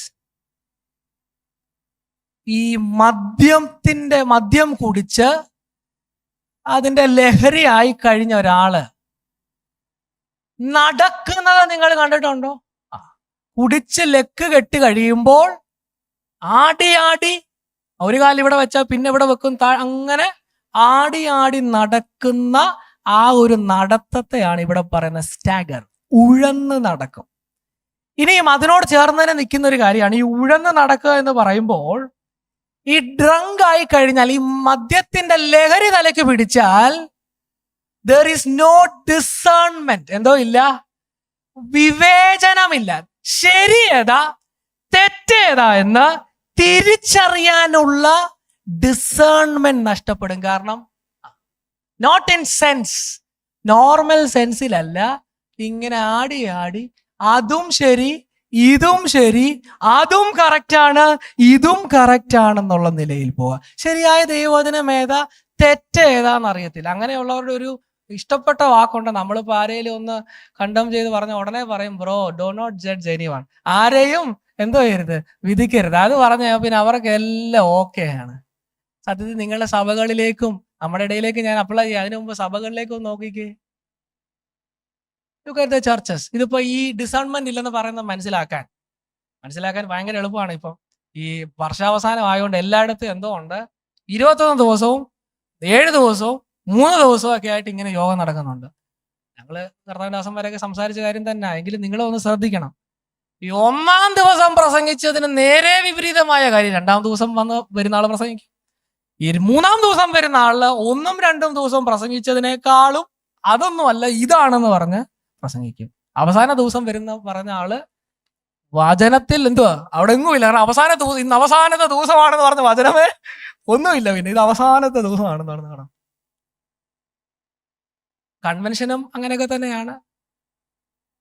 അതിനേക്കാളുമൊക്കെ അത്ഭുതം ഒക്കെ കണ്ട കാര്യ ഈ ഒരേ കോൺഫറൻസിൽ ഒരേ സമയത്ത് 2 സന്ദേശം. അല്ല, അപ്പൊ ഞാനിത് കേട്ടപ്പോ എന്നോട് ചോദിച്ചവരുണ്ട് നേരിട്ട്. അപ്പൊ എനിക്ക് അന്ന് ഇതിന്റെ ലോജിക്ക് മനസ്സിലായില്ല. പക്ഷെ ഇപ്പോഴെനിക്ക് ഇത് വായിച്ചപ്പോ മനസ്സിലായി എന്തോ പറ്റിയതാ. ഉഴന്ന് നടക്കുക. ആദ്യത്തേതിന് കൈയടിച്ചോ 2ാമത്തേതിനും കൈയടിക്കുന്നുണ്ട്. അയ്യോ, ഞാൻ ഓർത്ത് ഇതെന്തോ ഇവിടെ സംഭവിക്കുന്നത്. ഇത് വൈഡായിട്ട് നമ്മുടെ സമൂഹത്തിൽ നടക്കുന്ന ദുരന്തമാണ് ഞാൻ പറയുന്നത്. അതുകൊണ്ടാണ് ഞാൻ പറഞ്ഞത് ഇത് ഭാവിയിൽ നടക്കുന്ന കാര്യമായിട്ട് കാണല്ല. ഇന്ന് ഓൾറെഡി ഇതിന് സൈൻ ഇവിടെ ഉണ്ട്. ഇനി നാം നമ്മളിലേക്ക് അപ്ലൈ ചെയ്യണം. നമ്മളിലേക്ക് അപ്ലൈ ചെയ്യുമ്പോൾ ഇവിടെ ആമേനും സ്തോത്രം ഗ്ലോറി ഇതാണല്ലോ എന്ന് പറഞ്ഞ ആള് കഴിഞ്ഞ ദിവസം പറഞ്ഞ പോലെ നിങ്ങൾ കേൾക്കുന്ന, നിങ്ങൾ കാണുന്ന, നിങ്ങൾ പങ്കുവെക്കുന്ന സന്ദേശങ്ങളിലൊക്കെ എന്തുവാ? പക്ക നോൺസെൻസ്.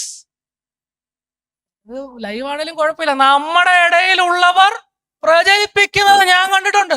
പക്ക നോൺസെൻസ്. എനിക്ക് ലജ്ജ തോന്നുക, വേദന കൊണ്ട് ഞാൻ പറയാം. നമുക്ക് ലോകത്തെ മുഴുവനും നന്നാക്കാൻ പറ്റത്തില്ലെങ്കിലും ഇവിടെയുള്ള നമ്മൾ കുറച്ചു പേര് ചിന്തിച്ചാൽ നമ്മുടെ ഇടയിലെ ആ ക്ഷാമം ഒന്ന് മാറ്റിവെക്കാൻ പറ്റത്തില്ലേ? ഉഴന്ന് നടക്കുക, വണ്ടറിങ് അറൗണ്ട്. ബിക്കോസ് ഞാനതാ പറഞ്ഞത്, ഈ വചനത്തിന്റെ ക്ഷാമത്തിന്റെ അടയാളമാണത്. ബലമില്ലാതെ പോയി. വിവേചിക്കണമെന്നുണ്ടെങ്കിൽ എന്തോ വേണം? വചന പരിജ്ഞാനം, മെച്യൂരിറ്റി വരണം. അത് നമ്മൾ അറ്റൈൻ ചെയ്യാതെ പോവുക. Staggering around, wandering here and there. Which is right, which is wrong, no idea. രണ്ടാമത്തെ വാക്ക് 12-ാം വാക്യത്തിൽ തന്നെയാണ്.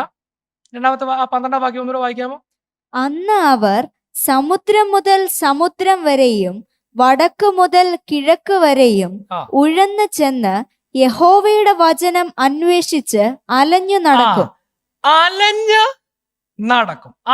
ഈ അലഞ്ഞു നടക്കുക എന്ന് പറഞ്ഞാൽ മനസ്സിലാക്കാൻ, ഈ മരുഭൂമിയിൽ കൂടെ ദീർഘദൂരം നടന്ന് ദാഹം കൊണ്ട് വലഞ്ഞ് എവിടെ വെള്ളം കിട്ടുമെന്ന് നോക്കി നടക്കുന്ന ഒരു യാത്രക്കാരനോട് സാദൃശ്യം. An exhausted traveller in the desert. അതാണ് ഈ അലഞ്ഞു നടക്കുക എന്നുള്ളതിന്റെ അർത്ഥം. ഇനി ഇവിടെ ഈ വാക്യത്തിൽ തന്നെ ഇവർ ഈ അലഞ്ഞു നടക്കുന്നതിന്റെ ചില സ്ഥലങ്ങൾ എഴുതിയിട്ടുണ്ട്. അത് നിങ്ങൾ ഒന്ന് ശ്രദ്ധിക്കണം. അതിനകത്തിൽ ഒരു മനസ്സിലാക്കാൻ പറ്റിയ ഒരു കാര്യമുണ്ട്. നിങ്ങൾ ശ്രദ്ധിച്ചാൽ അത് മനസ്സിലാവും. അവിടെ എഴുതിയിരിക്കുന്ന കാര്യം ഇങ്ങനെയാണ്: സമുദ്രം മുതൽ സമുദ്രം വരെ, വടക്ക് മുതൽ കിഴക്ക് വരെ ഉഴന്ന് അലഞ്ഞ് നടക്കും. അതിന്റെ ഒരർത്ഥം, ഇവര് ക്ഷാമം വന്നപ്പോൾ ഇസ്രായേൽ മുഴുവനും ഇവരെന്താ ചെയ്തു? സഞ്ചരിക്കുക. എവിടെയാണ് കറക്റ്റ് വചനമുള്ള സ്ഥലം ഞാൻ ഇങ്ങനെ അന്വേഷിച്ചുകൊണ്ടിരിക്കുക. ഇങ്ങനെ എല്ലായിടത്തും അവർ അന്വേഷിക്കുക. ഇതിന് മറ്റൊരു അർത്ഥം, ഇവിടെ പറഞ്ഞിരിക്കുന്ന സ്ഥലങ്ങൾ, ഈ പറഞ്ഞിരിക്കുന്ന ഡയറക്ഷൻ നിങ്ങളൊന്ന് ശ്രദ്ധിക്കുക. ഞാൻ ഇംഗ്ലീഷിലാണ് പറയുന്നത്, മനസ്സിലായാൽ അതിനകത്തിൽ ഒരു സന്ദേശമുണ്ട്. സീ ടു സീ, സമുദ്രം മുതൽ സമുദ്രം എന്ന് പറഞ്ഞാൽ അവരുടെ ആ ദേശത്ത് ഈ ബൈബിളിൽ തന്നെ മാപ്പൊക്കെ ഉണ്ട്. നിങ്ങൾ പിന്നീട് ഞാൻ ഈ പറഞ്ഞ കാര്യം ശ്രദ്ധിച്ചാൽ നിങ്ങൾക്ക് അത് മനസ്സിലാവും. Dead Sea, Mediterranean Sea, 2 sea ആണ്. സീ ടു സീ എന്ന് പറയുമ്പോൾ ഈസ്റ്റ് തൊട്ട് വെസ്റ്റ് വരെ ഇവര് പോയെന്നൊരർത്ഥം. അതിന്റെ അടുത്ത വാക്യത്തിൽ പറയാണ് north to east, east to west, north to east. ഇതിനകത്തിൽ ഒഴിവായത് ഏതാ? അയ്യോ, പിള്ളേരൊക്കെ ഇവിടെ ഉണ്ടോ? 4 ഡയറക്ഷനിൽ ഏതാ ഒഴിവായത്? ഏതാ? സൗത്ത്. സൗത്തിന്റെ പ്രത്യേകത എന്തുവാന്നറിയാമോ? രാജ്യം 2ആയപ്പോ നോർത്തും സൗത്തുമായി. മലയാളത്തിൽ ഇതൊന്നും അറിയാത്തോണ്ടാണ് ഞാൻ ഇംഗ്ലീഷിൽ തന്നെ അതങ്ങ് പറയുന്നത്. നിങ്ങൾ പിന്നീട് ഇതിന് മലയാളമൊക്കെ നോക്കി മനസ്സിലാക്കിയാൽ അതിനകത്ത് ഒരു സന്ദേശമുണ്ട്. നോർത്തും സൗത്തായിട്ട് 2ആയി. അപ്പൊ സൗത്തിലാണ് ദേവാലയവും സൗത്തിലാണ് ദൈവം പറഞ്ഞ നിലയിൽ കാര്യങ്ങൾ പോകുന്നത്. പക്ഷെ ഈ ഇസ്രായേലിലെ അച്ചായന്മാര് ഇവർ ഉലകം മൊത്തം കറങ്ങുകയാണ്. ഇവർക്ക് എന്തോ വേണമെന്ന് പറയാം. ഞങ്ങൾ സത്യം അന്വേഷിച്ചുകൊണ്ടിരിക്കുകയാണ് പാസ്റ്റർ, എവിടാണ് കറക്റ്റ് ആയിട്ടുള്ളത്? ഞാനിങ്ങനെ they want to be proud in telling that they are a seeker. പക്ഷെ യഥാർത്ഥത്തിൽ സത്യം എവിടെ ഉണ്ട്? സൗത്തിലുണ്ട്. പക്ഷെ സൗത്തിൽ ഞങ്ങൾ പോത്തില്ല, ഞങ്ങൾ മൊത്തം കറങ്ങിക്കൊണ്ടിരിക്കുക. അതാണ് അവരവിടെ ചെയ്യുന്നത്. ഡെലിബറേറ്റ്ലി ദേ അവോയ്ഡ്. നമ്മൾ വലിയ സംസാരിക്കാൻ പറഞ്ഞു വചനത്തിന് വേണ്ടിയാ, പക്ഷെ യഥാർത്ഥ വചനത്തിന്റെ ഇത് വന്ന അതൊന്നുമല്ല. ഇവിടെ ഈ മരുഭൂമിയിൽ നടന്ന് അലഞ്ഞെന്ന് പറഞ്ഞാൽ എന്തോ അറിയോ? They are tired of searching for the best worship experience. ഏറ്റവും നല്ല അതിനുവേണ്ടി ഞാൻ ഇങ്ങനെ അലയാ. അങ്ങനെയുള്ളവർ നമ്മുടെ ഇടയിൽ ഇല്ലെന്നാണ് എൻ്റെ ചിന്ത. അങ്ങനെ അതിന്റെ അടയാളം എന്താണെന്നറിയോ? അതിന്റെ അടയാളമാണ് ഈ നമ്മുടെ ഈ പെന്തക്കോസ്റ്റൽ വിശ്വാസ സമൂഹത്തിൽ വർദ്ധിച്ചു വരുന്ന ഒരു കാര്യമാണ്. The person is not accountable to a local church. ഒരു പ്രാദേശിക സഭയോട് ഒരു ബന്ധമില്ല. കുറെ നാളായാലും ഇന്ന് കണ്ടിട്ട് കഴിഞ്ഞ ആഴ്ച ഞാൻ ഇന്ന് ലൈവ് ആയതുകൊണ്ട് ഒരു സ്ഥലത്തിന്റെ പേര് പറയുന്നില്ല. കഴിഞ്ഞ ആഴ്ച ഞാൻ അവിടെ ആയിരുന്നു. അടുത്ത ആഴ്ച കാണുമോ? അടുത്ത ആഴ്ച ചിലപ്പോൾ കണ്ടേക്കാം, വേറൊരിടത്തൂടെ ഉണ്ടെന്നിങ്ങനെ അപ്പൊ അവിടെ ഇവിടെ ഇങ്ങനെ അലഞ്ഞ് നടക്കുക. കാരണം എന്താ അറിയോ, എന്തോ ഒരു സംഭവം എന്തോ ഉണ്ട്, സംതിങ്, ഒരു ബെസ്റ്റ് എക്സ്പീരിയൻസ് എവിടോ എനിക്ക് കിട്ടുമെന്ന് പറഞ്ഞ് അലഞ്ഞ് നടക്കുക. ഞാൻ നമ്മുടെ സഭയിലുള്ളവരോട് അങ്ങ് പറയാ, ആവശ്യത്തിൽ കൂടുതൽ ദൈവത്തിന്റെ കരുണയാൽ ഇവിടെ ലഭിക്കുമ്പോൾ ഇതല്ല, ഇതിന്റെ അപ്പുറത്ത് വേറെ എന്തൊക്കെയോ ഉണ്ടെന്നുള്ള നിലയിൽ അലഞ്ഞ തിരിഞ്ഞ്, അത് മീഡിയയിൽ കൂടെ ഇപ്പോൾ അലയാം. ഇപ്പൊ വീട്ടിൽ ഇരുന്നോണ്ട് തന്നെ ഈ സമുദ്രം തൊട്ട് സമുദ്രം വരെ, നോർത്ത് തൊട്ട് ഈസ്റ്റ് വരെ വീട്ടിൽ തന്നെ ഇരുന്ന് അലയാനുള്ള സൗകര്യമുള്ളപ്പോൾ ദൈവവചനം ഇവിടെ ലഭിക്കുന്നതിനെ തള്ളിക്കളഞ്ഞാൽ അത് ഈ വെള്ളം കിട്ടാതെ അലയുന്ന ട്രാവലറിനെ പോലാകുമെന്ന് ദൈവമക്കൾ മനസ്സിലാക്കണം. This is A problem in വിശ്വാസ സമയം. ഞാൻ പറഞ്ഞില്ലേ, ഈ നോട്ട് അക്കൗണ്ടബിൾ. ഇപ്പൊ നമ്മള് ഏത് ചർച്ചാന്ന് പറഞ്ഞത്, they are not accountable to any church. They are just, ഞങ്ങൾ ഇങ്ങനെ അങ്ങ് പോകുന്നു എന്നുള്ള ഒരു ചിന്തയാണ്. അത് ദാറ്റ് ഇസ് നോട്ട് ബിബ്ലിക്കൽ. അത് ഇവിടെ സംഭവിക്കുന്നത്. കാരണം ഈ ചർച്ചുകളിൽ വചനമില്ലാത്തതിന്റെ ലക്ഷണമാണിത്. We are not able to keep our people are wandering around. ഉലഞ്ഞ് നടക്കുക, അലഞ്ഞ് നടക്കുക, ഉഴന്ന് നടക്കുക. ഇനി 13-ാമത്തെ വാക്യം, 13-ാമത്തെ വാക്യം നോക്കിക്കേ. 13-ാമത്തെ വാക്യം, അന്നാളിൽ സൗന്ദര്യമുള്ള കന്യകമാരും യൗവനക്കാരും ദാഹം കൊണ്ട് ബോധം കെട്ട് വീഴും. സൗന്ദര്യമുള്ള കന്യകമാർ, ആരോഗ്യമുള്ള ബലമുള്ള യൗവനക്കാർ. ആ വാക്കുകൾ നല്ല വാക്കാണ്. Lovely young woman, strong young men. ഒരു ക്ഷാമം വന്നാൽ, അപ്പത്തിന്റെ ക്ഷാമം, ഇപ്പൊ 2 ദിവസം പട്ടിണി കിടന്നാലും പിള്ളേർക്ക് വേണം എന്തോ ചെയ്യാം, നല്ല ആരോഗ്യമുള്ള യൗവനക്കാരൊക്കെ പിടിച്ചു നിൽക്കാൻ സാധ്യതയുണ്ട്. പക്ഷെ ഇവിടുത്തെ പ്രത്യേകത, വചനത്തിന്റെ ക്ഷാമം ഉണ്ടെങ്കിൽ ഒന്നാമതായിട്ട് ബാധിക്കുന്നത്, അല്ലെങ്കിൽ ഏറ്റവും കൂടുതൽ ബാധിക്കുന്നത് അടുത്ത തലമുറയാണെന്ന് തിരിച്ചറിയണം. ഈ ക്ഷാമത്തിന്റെ പ്രത്യേകതയാണ് ഞാൻ ഈ പറഞ്ഞു വരുന്നത്. It will affect the children maximum. തലമുറകളെ നഷ്ടപ്പെട്ടു പോവുക. തലമുറകൾ ഇഷ്ടമല്ല, തലമുറകൾക്ക് ദൈവവചനത്തിന്റെ സത്യങ്ങളോട് താല്പര്യമില്ല. എന്റെ കാരണം, വെൻ ഫാദർ ആൻഡ് മദർ, അപ്പനും അമ്മയും ദൈവവചനത്തോട് പ്രതികരിക്കുന്നത്, സ്വീകരിക്കുന്നത് ശരിയല്ലെങ്കിൽ അവരുടെ തലമുറകൾക്ക് എന്ത് പറ്റും? ഇത് ഈ പറഞ്ഞ പോലെ നടക്കും. കഴിഞ്ഞ തവണ ഹോശേയയുടെ പ്രവചന പുസ്തകത്തിൽ ഇതിന് സമാനമായ ഒരു കാര്യം ഞാൻ അന്ന് പറഞ്ഞിരുന്നു. ഹോശേയ പ്രവാചകന്റെ പുസ്തകത്തിൽ പ്രവാചകൻ പറഞ്ഞ കാര്യം, because you rejected my word I will reject your children. നിങ്ങൾ വചനത്തെ തള്ളിക്കളയുമ്പോൾ നിങ്ങളുടെ തലമുറകളെ ഞാൻ തള്ളിക്കളയുമെന്ന് പറയാ. സ്പിരിച്വൽ ഫാമിൻ ഉണ്ടോ സഭകളിൽ? അതിന്റെ ആ അടയാളമാണ് ഇവിടെ പറഞ്ഞിരിക്കുന്നത്. യൗവനക്കാർക്ക് താല്പര്യമില്ലാതെ പോകുക. ഈ സഭയിലെ നമ്മുടെ ചർച്ചും കേൾക്കുന്ന മറ്റ് സഭക്കാരൊക്കെ ഉണ്ടെങ്കിൽ ഇത് വളരെ കാര്യമായിട്ട് കേൾക്കണം. This is the fact. യൗവനക്കാർക്ക് എന്തുകൊണ്ടാ താല്പര്യമില്ലാത്ത?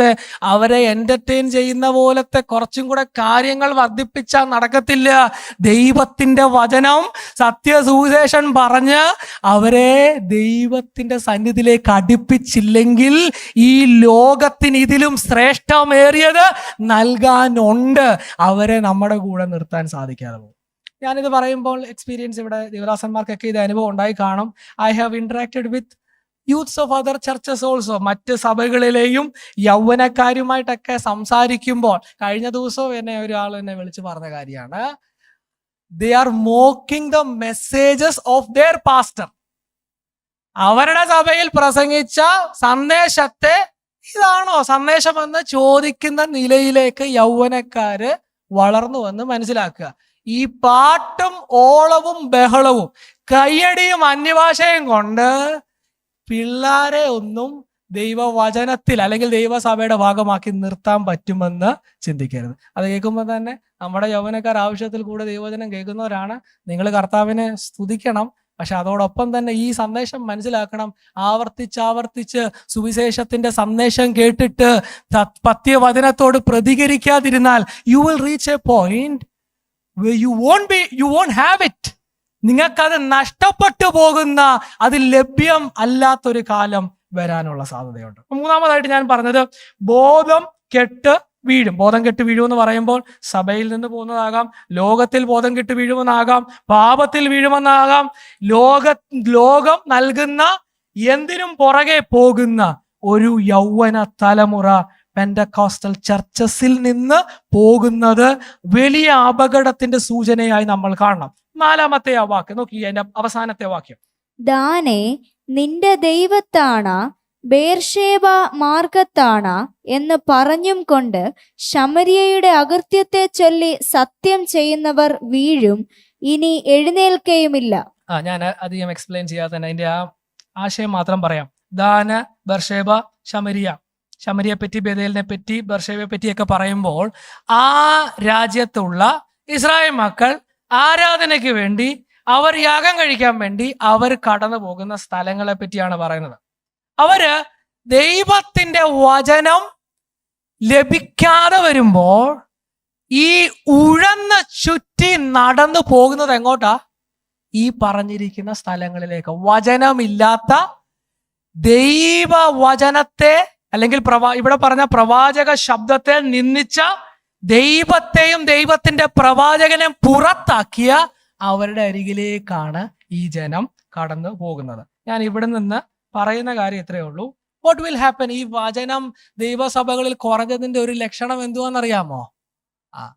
എത്രത്തോളം ഉൾക്കൊള്ളാൻ പറ്റുമെന്ന് അറിയത്തില്ലെങ്കിലും ഈ സോ കോൾ ന്യൂജൻ എന്ന് പറഞ്ഞ് വചനത്തിന്റെയും ഒരു ബൗണ്ടറിയും ഇല്ലാത്തതുപോലെ കൂട്ടായ്മകൾ ഇവിടെ വർദ്ധിച്ചതിന്റെ കാരണം എന്താ? ഇനി നിങ്ങൾ ഇപ്പം മെയിൻ ലൈൻ പെന്റക്കോസ്റ്റൽ ചർച്ചുകൾ വിട്ട് ഈ വളർന്നു വരുന്ന ഏത് സംഘടന നോക്കിക്കോ, അവിടെ ഏറ്റവും കൂടുതലുള്ളത് പ്രായമുള്ളവരാണോ? യൂത്ത്സ് ആണ്. നമ്മുടെ പ്രായമുള്ളവരെ എക്കാലത്ത് ഇവിടെ കാണും. അച്ഛാ, മക്കൾ എന്ത് ചെയ്യും? മക്കൾക്ക് അവിടെ താല്പര്യം. You cannot influence. വർദ്ധിച്ചു വരുന്നതിന്റെ കാരണം സഭകളിൽ വചനത്തിന്റെ ദൗർലഭ്യമാണ്. ഇവിടെ പറഞ്ഞിരിക്കുന്നത് എന്തോ അറിയാമോ? You will fall and you cannot rise. എഴുന്നേക്കാൻ പറ്റാത്തതുപോലത്തെ ഒരു സമയം. ഇതിനോട് കമ്പയർ ചെയ്ത് പറയുന്ന ഒരു ഭാഗം പഴയ നിയമത്തിലെ ശൗല് രാജാവിന്റെ അവസാനത്തെ കാലം. ശമൂവേൽ പ്രവാചകൻ ഉള്ള സമയത്ത് പ്രവാചകന്റെ പല ദൈവാലോചനയും തള്ളിക്കളഞ്ഞ് അനുസരിക്കാതെ തനിക്ക് ബോധിച്ചതുപോലെയും പ്രവാചകന് വേണ്ടി കാത്തിരിക്കാതെ കാര്യങ്ങളൊക്കെ ചെയ്ത് തരുന്നത് നമുക്കറിയാം. അവസാനത്തിലേക്ക് വരുമ്പോൾ ഒരു സംഭവമുണ്ട്. 28-ാം അധ്യായം വായിക്കണ്ട, സമയം കഴിയും. അവസാനം വരുമ്പം പറയുന്നത്, യഹോവ എന്നോട് സംസാരിക്കുന്നില്ല. ഇത്ര നാൾ സംസാരിച്ചപ്പോ നീ കേട്ടില്ലല്ലോ, ഇപ്പോൾ യഹോവ സംസാരിക്കുന്നില്ല. ഈ ദൈവാലോചന അറിയാൻ ഉപയോഗിക്കുന്ന ഇൻസ്ട്രുമെന്റ്സ് ഉണ്ട് പുരോഹിതന്മാർ പഴയ നിയമത്തിൽ, അതിൽ കൂടെയും സംസാരിക്കുന്നില്ല. ഇനി ഒരു വിദ്യ ഉണ്ട്. എന്തുവാ? വെളിച്ചപ്പാടത്തി ഉണ്ടോ? പണ്ട് രാജ്യത്തിൽ നിന്ന് പുറത്താക്കിയതാ, അവരുടെ അടുത്തേക്ക് ആലോചന തേടിച്ചെന്ന് അത് എഴുന്നേൽക്കാൻ പറ്റാത്ത ഒരു വീഴ്ചയായി പോയെന്ന് ഈ വാക്യത്തിൽ കാണുന്ന അതേ കാര്യമാണ് സംഭവിക്കുന്നത്. ധാരാളമായി ദൈവവചനമുള്ളപ്പോൾ ഇതിനെ തള്ളിക്കളഞ്ഞാൽ പിന്നീട് ലഭിക്കാത്തൊരു കാലഘട്ടത്തിൽ ഇതേപോലുള്ള കുരുക്കുകൾ, വചനമില്ലാതെ ജനത്തെ വഞ്ചിക്കുന്ന കച്ചവടങ്ങൾ ഈ ദേശങ്ങളിൽ വർദ്ധിക്കുമ്പോൾ അതിൽ എഴുന്നേൽക്കാൻ പറ്റാത്ത വീഴ്ച നമ്മുടെ സമൂഹത്തിന് സംഭവിക്കാതിരിക്കട്ടെ. ഞാൻ എൻ്റെ സന്ദേശത്തെ കൺക്ലൂഡ് ചെയ്യാം. ഒരു 5 മിനിറ്റ് ഞാൻ കൺക്ലൂഡ് ചെയ്യാം. ഞാൻ പറഞ്ഞു വരുന്ന കാര്യം ഞാൻ ഒന്നും കൂടെ ഒന്ന് ആവർത്തിച്ചെങ്കിലേ നിങ്ങളുടെ മനസ്സിൽ ഇത് ഇരിക്കത്തുള്ളൂ. The message is this. പറഞ്ഞു വരുന്ന സന്ദേശം ഇതാണ്. നമുക്ക് ആവശ്യത്തിൽ അധികം എന്ന് പറയുന്നത് ശരിയല്ല. We are blessed to have sufficient God's word among us. ആവശ്യമായിട്ട് ദൈവത്തിന്റെ ആലോചന നിരന്തരം നമുക്ക് ലഭിക്കാൻ കർത്താവ് കൃപ തന്നിട്ടുണ്ട് നമുക്ക്.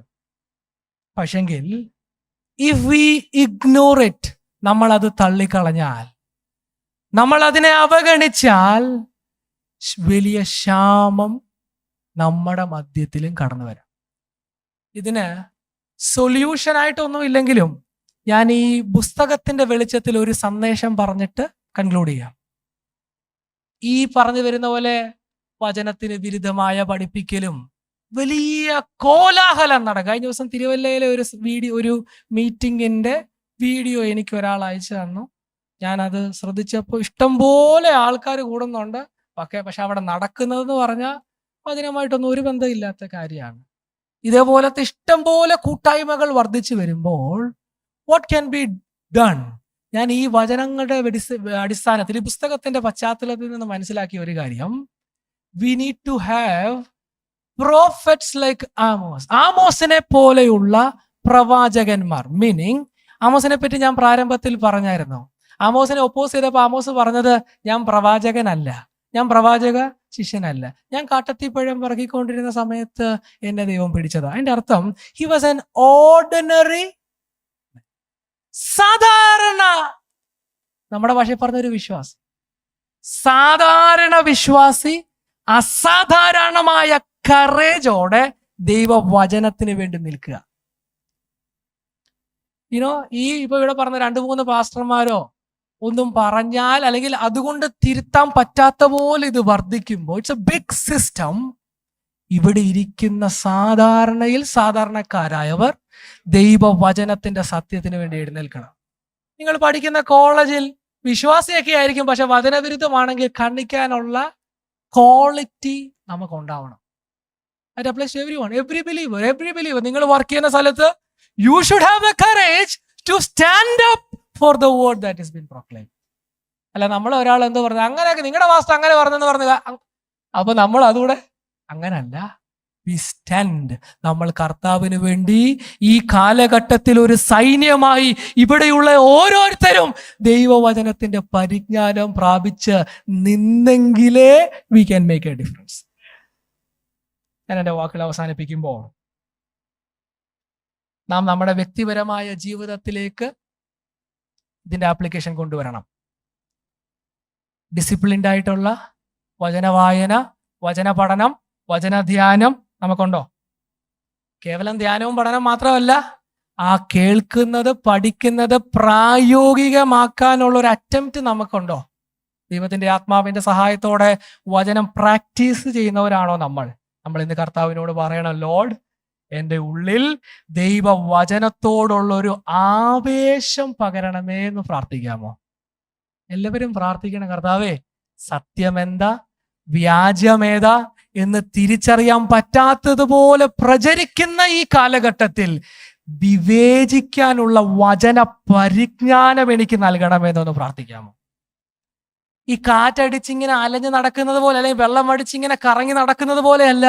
Help us to be rooted in the word. ദൈവവചനത്തിൽ ആഴത്തിൽ വേരൂന്നുവാൻ കർത്താവ് ഞങ്ങൾക്ക് കൃപ തരണമെന്ന് പ്രാർത്ഥിക്കാമോ?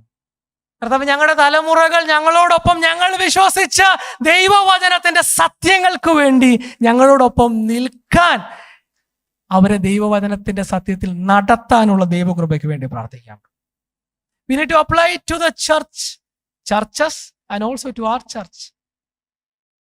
ഞാനിത് പറയുമ്പം ഒത്തിരി കട്ട് ചെയ്യാൻ തോന്നും, പക്ഷെ the message is very clear. നമ്മൾ as a church, as a local church, നമ്മൾ ദൈവം സഹായിച്ച് നമ്മൾ എപ്പോഴും പറയും വചനം കേൾക്കുന്നു, ഇത്രയും പാസ്റ്റേഴ്സ് ഉണ്ട്, വചനം കേൾക്കും. പക്ഷേ ദ പോയിന്റ് ഈസ്, നമ്മൾ അതിന് ഇമ്പോർട്ടൻസ് കൊടുക്കുന്നില്ലെങ്കിൽ, അത് നമ്മൾ ഈ മുമ്പേ പറഞ്ഞതുപോലെ അതെന്നും ഉള്ളതാന്നുള്ള നിലയിലാണെങ്കിൽ, even we as a church will reach a point where we will desire, നമ്മൾ ഒരു സന്ദേശം കേട്ടെങ്കിൽ, പക്ഷെ you will not have it.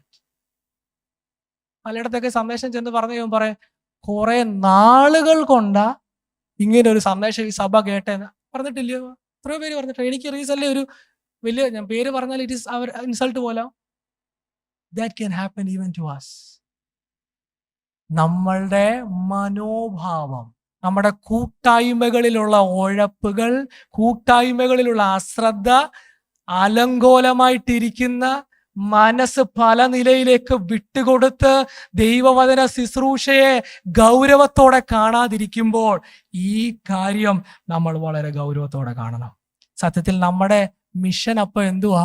അനേക സഭകളിൽ യൗവനക്കാര്, അനേക സഭകളിൽ പട്ടുപോകുമ്പോൾ, വീണുപോകുമ്പോൾ, ഈ ക്ഷാമകാലത്ത് ഫുഡ് സപ്ലൈ ചെയ്യാൻ ആവശ്യത്തിൽ കൂടുതൽ കർത്താവ് നമുക്ക് തരുമ്പോൾ, അത് നമ്മുടെ മീഡിയയിൽ കൂടെ ആകട്ടെ, കർത്താവിന്റെ ദാസന്മാർ കടന്നു പോകുന്നിടത്താട്ടെ, ഈ ക്ഷാമകാലത്ത് ധാരാളമായി ദൈവവചനത്തെ വിളമ്പിക്കൊടുക്കാൻ കർത്താവ് നമ്മളെ ഓരോരുത്തരെയും ഉപയോഗിക്കണമെന്നുള്ളൊരു പ്രാർത്ഥന. ഞാനിത് കൺക്ലൂഷനിലേക്ക് കൊണ്ടുവരും. എന്നോട് കർത്താവ് ഇടപെട്ടൊരു കാര്യം ഞാൻ ഇവിടെ ശുശ്രൂഷിക്കുന്നവരുള്ള ബന്ധത്തിലും പറയട്ടെ. എന്നോട് കർത്താവ് പറഞ്ഞൊരു കാര്യമുണ്ട്. ഓരോ തവണ പ്രസംഗിക്കാൻ നിൽക്കുമ്പോഴും we have the temptation, നമ്മുടെ ഉള്ളിൽ ഒരു ടെംപ്റ്റേഷൻ ഉണ്ട്. എന്തുവാണെന്നറിയാമോ? ആൾക്കാരെ ഒന്ന് സന്തോഷിപ്പിക്കുക, അവരെ ഒന്ന് ഉത്സാഹിപ്പിക്കുക, അവരെ ഒന്ന് എനർജൈസ് ചെയ്യാൻ വേണ്ടി വേറെന്തോയിലും കൂടെ ഒക്കെ പറഞ്ഞാലോ എന്നുള്ളൊരു പ്രലോഭനവും ഒരു ടെംപ്റ്റേഷനും കടന്നു വരാം. There will be a temptation to replace God's word with material and felt needs of the people. എന്നോട് കർത്താവ് പറഞ്ഞ കാര്യം ഞാൻ പറയട്ടെ. If we compromise or if I compromise, ഞാൻ ദൈവവചനത്തെ കോംപ്രമൈസ് ചെയ്ത് ആൾക്കാരുടെ സന്തോഷത്തിന് വേണ്ടി പ്രസംഗിച്ചാൽ, എന്നോട് കർത്താവ് പറഞ്ഞത്, the Lord will just withdraw from me. കർത്താവ് പിന്നെ സംസാരിക്കാതെയാകും. കർത്താവ് കരുണ തോന്നിയല്ലേ വചനത്തിന്റെ പ്രകാശനം നൽകുന്നത്.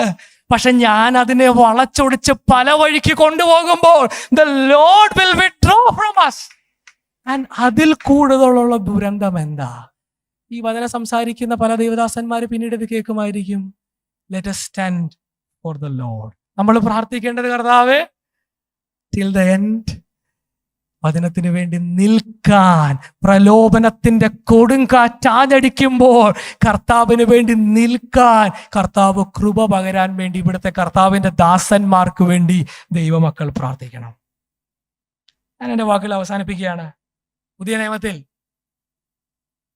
യേശു കർത്താവിന്റെ അടുക്കൽ ഒരിക്കൽ ജനം ഒന്നിച്ചു കൂടുമ്പോൾ യേശു അവരോട് പറഞ്ഞൊരു കാര്യം ഇതാണ്: നിങ്ങൾ നശിച്ചു പോകുന്ന അപ്പത്തിന് വേണ്ടിയാ, because you got bread, you're following me. യേശു പറഞ്ഞു, നിത്യജീവന് വേണ്ടി നിലനിൽക്കുന്ന അപ്പം അത് മനുഷ്യപുത്രൻ നിങ്ങൾക്ക് നൽകും. ദീർഘമായ ഒരു സന്ദേശം കഴിയുമ്പോൾ എന്തോ സംഭവിക്കുന്നത്? ഇത് കഠിന വാക്ക്, ഇതാർക്ക് ഉൾക്കൊള്ളാൻ പറ്റുമെന്ന് പറഞ്ഞ് ജനമെല്ലാം പോയി. വലിയൊരു കൂട്ടം ശിഷ്യന്മാർ അന്ന് യേശുവിനെ വിട്ടുപോയി. യേശുവിന്റെ കൂടെ ഉണ്ടായിരുന്ന ശിഷ്യന്മാരെ വിളിച്ചിട്ട് ചോദിച്ചു, നിങ്ങൾക്കും വേണേ? പത്രോസ് പറഞ്ഞൊരു വാക്കുണ്ട്, നിന്നെ വിട്ടിട്ട്, നിത്യജീവന്റെ മൊഴികൾ വിട്ടിട്ട്, അപ്പത്തിന് വേണ്ടി നിത്യജീവന്റെ മൊഴികൾ വിട്ട് ഇഹലോകത്തിലെ താൽക്കാലികമായ നന്മകളുടെ പുറകെ നമ്മൾ പോകല്ലേ. The Lord by His grace has given us this understanding. Let us with all heart stand for the Lord. ഒരു നിമിഷം നമ്മുടെ കണ്ണുകളെ ദൈവസന്നിധിയിൽ അടയ്ക്കാം. നമ്മൾ ഈ കേട്ട ഈ ജനത്തോട് ദൈവം പറഞ്ഞ ന്യായവിധി നമ്മുടെ കൂട്ടായ്മയിൽ കടന്നു വരാതെ, നമ്മുടെ കുടുംബങ്ങളിൽ കടന്നു വരാതെ, കർത്താവിൻ്റെ വചനം ധാരാളമായി ലഭിക്കുമ്പോൾ അത് ഭക്ഷിച്ച്, അത് പാനം ചെയ്ത് ആരോഗ്യമുള്ളവരായി ഈ കാലഘട്ടത്തിലെ വചനവിരുദ്ധമായി വളർന്നു വരുന്ന തിന്മകൾക്കെതിരെ പോരാടാൻ ബലമേറ്റെടുത്തവരായി നമുക്ക് നിൽപ്പാൻ കർത്താവ് കൃപ പകരട്ടെ. സമർപ്പണമുള്ളവരുണ്ടോ? ഹല്ലേലൂയ. നിത്യജീവമൊഴികൾ നിന്നിലുണ്ട് പരനേ, നിത്യജീവമൊഴികൾ നിന്നിലുണ്ട് പരനേ, അങ്ങേ വിട്ടിട്ടാടിയങ്ങൾ വസിക്കും, അങ്ങേ വിട്ടിട്ട്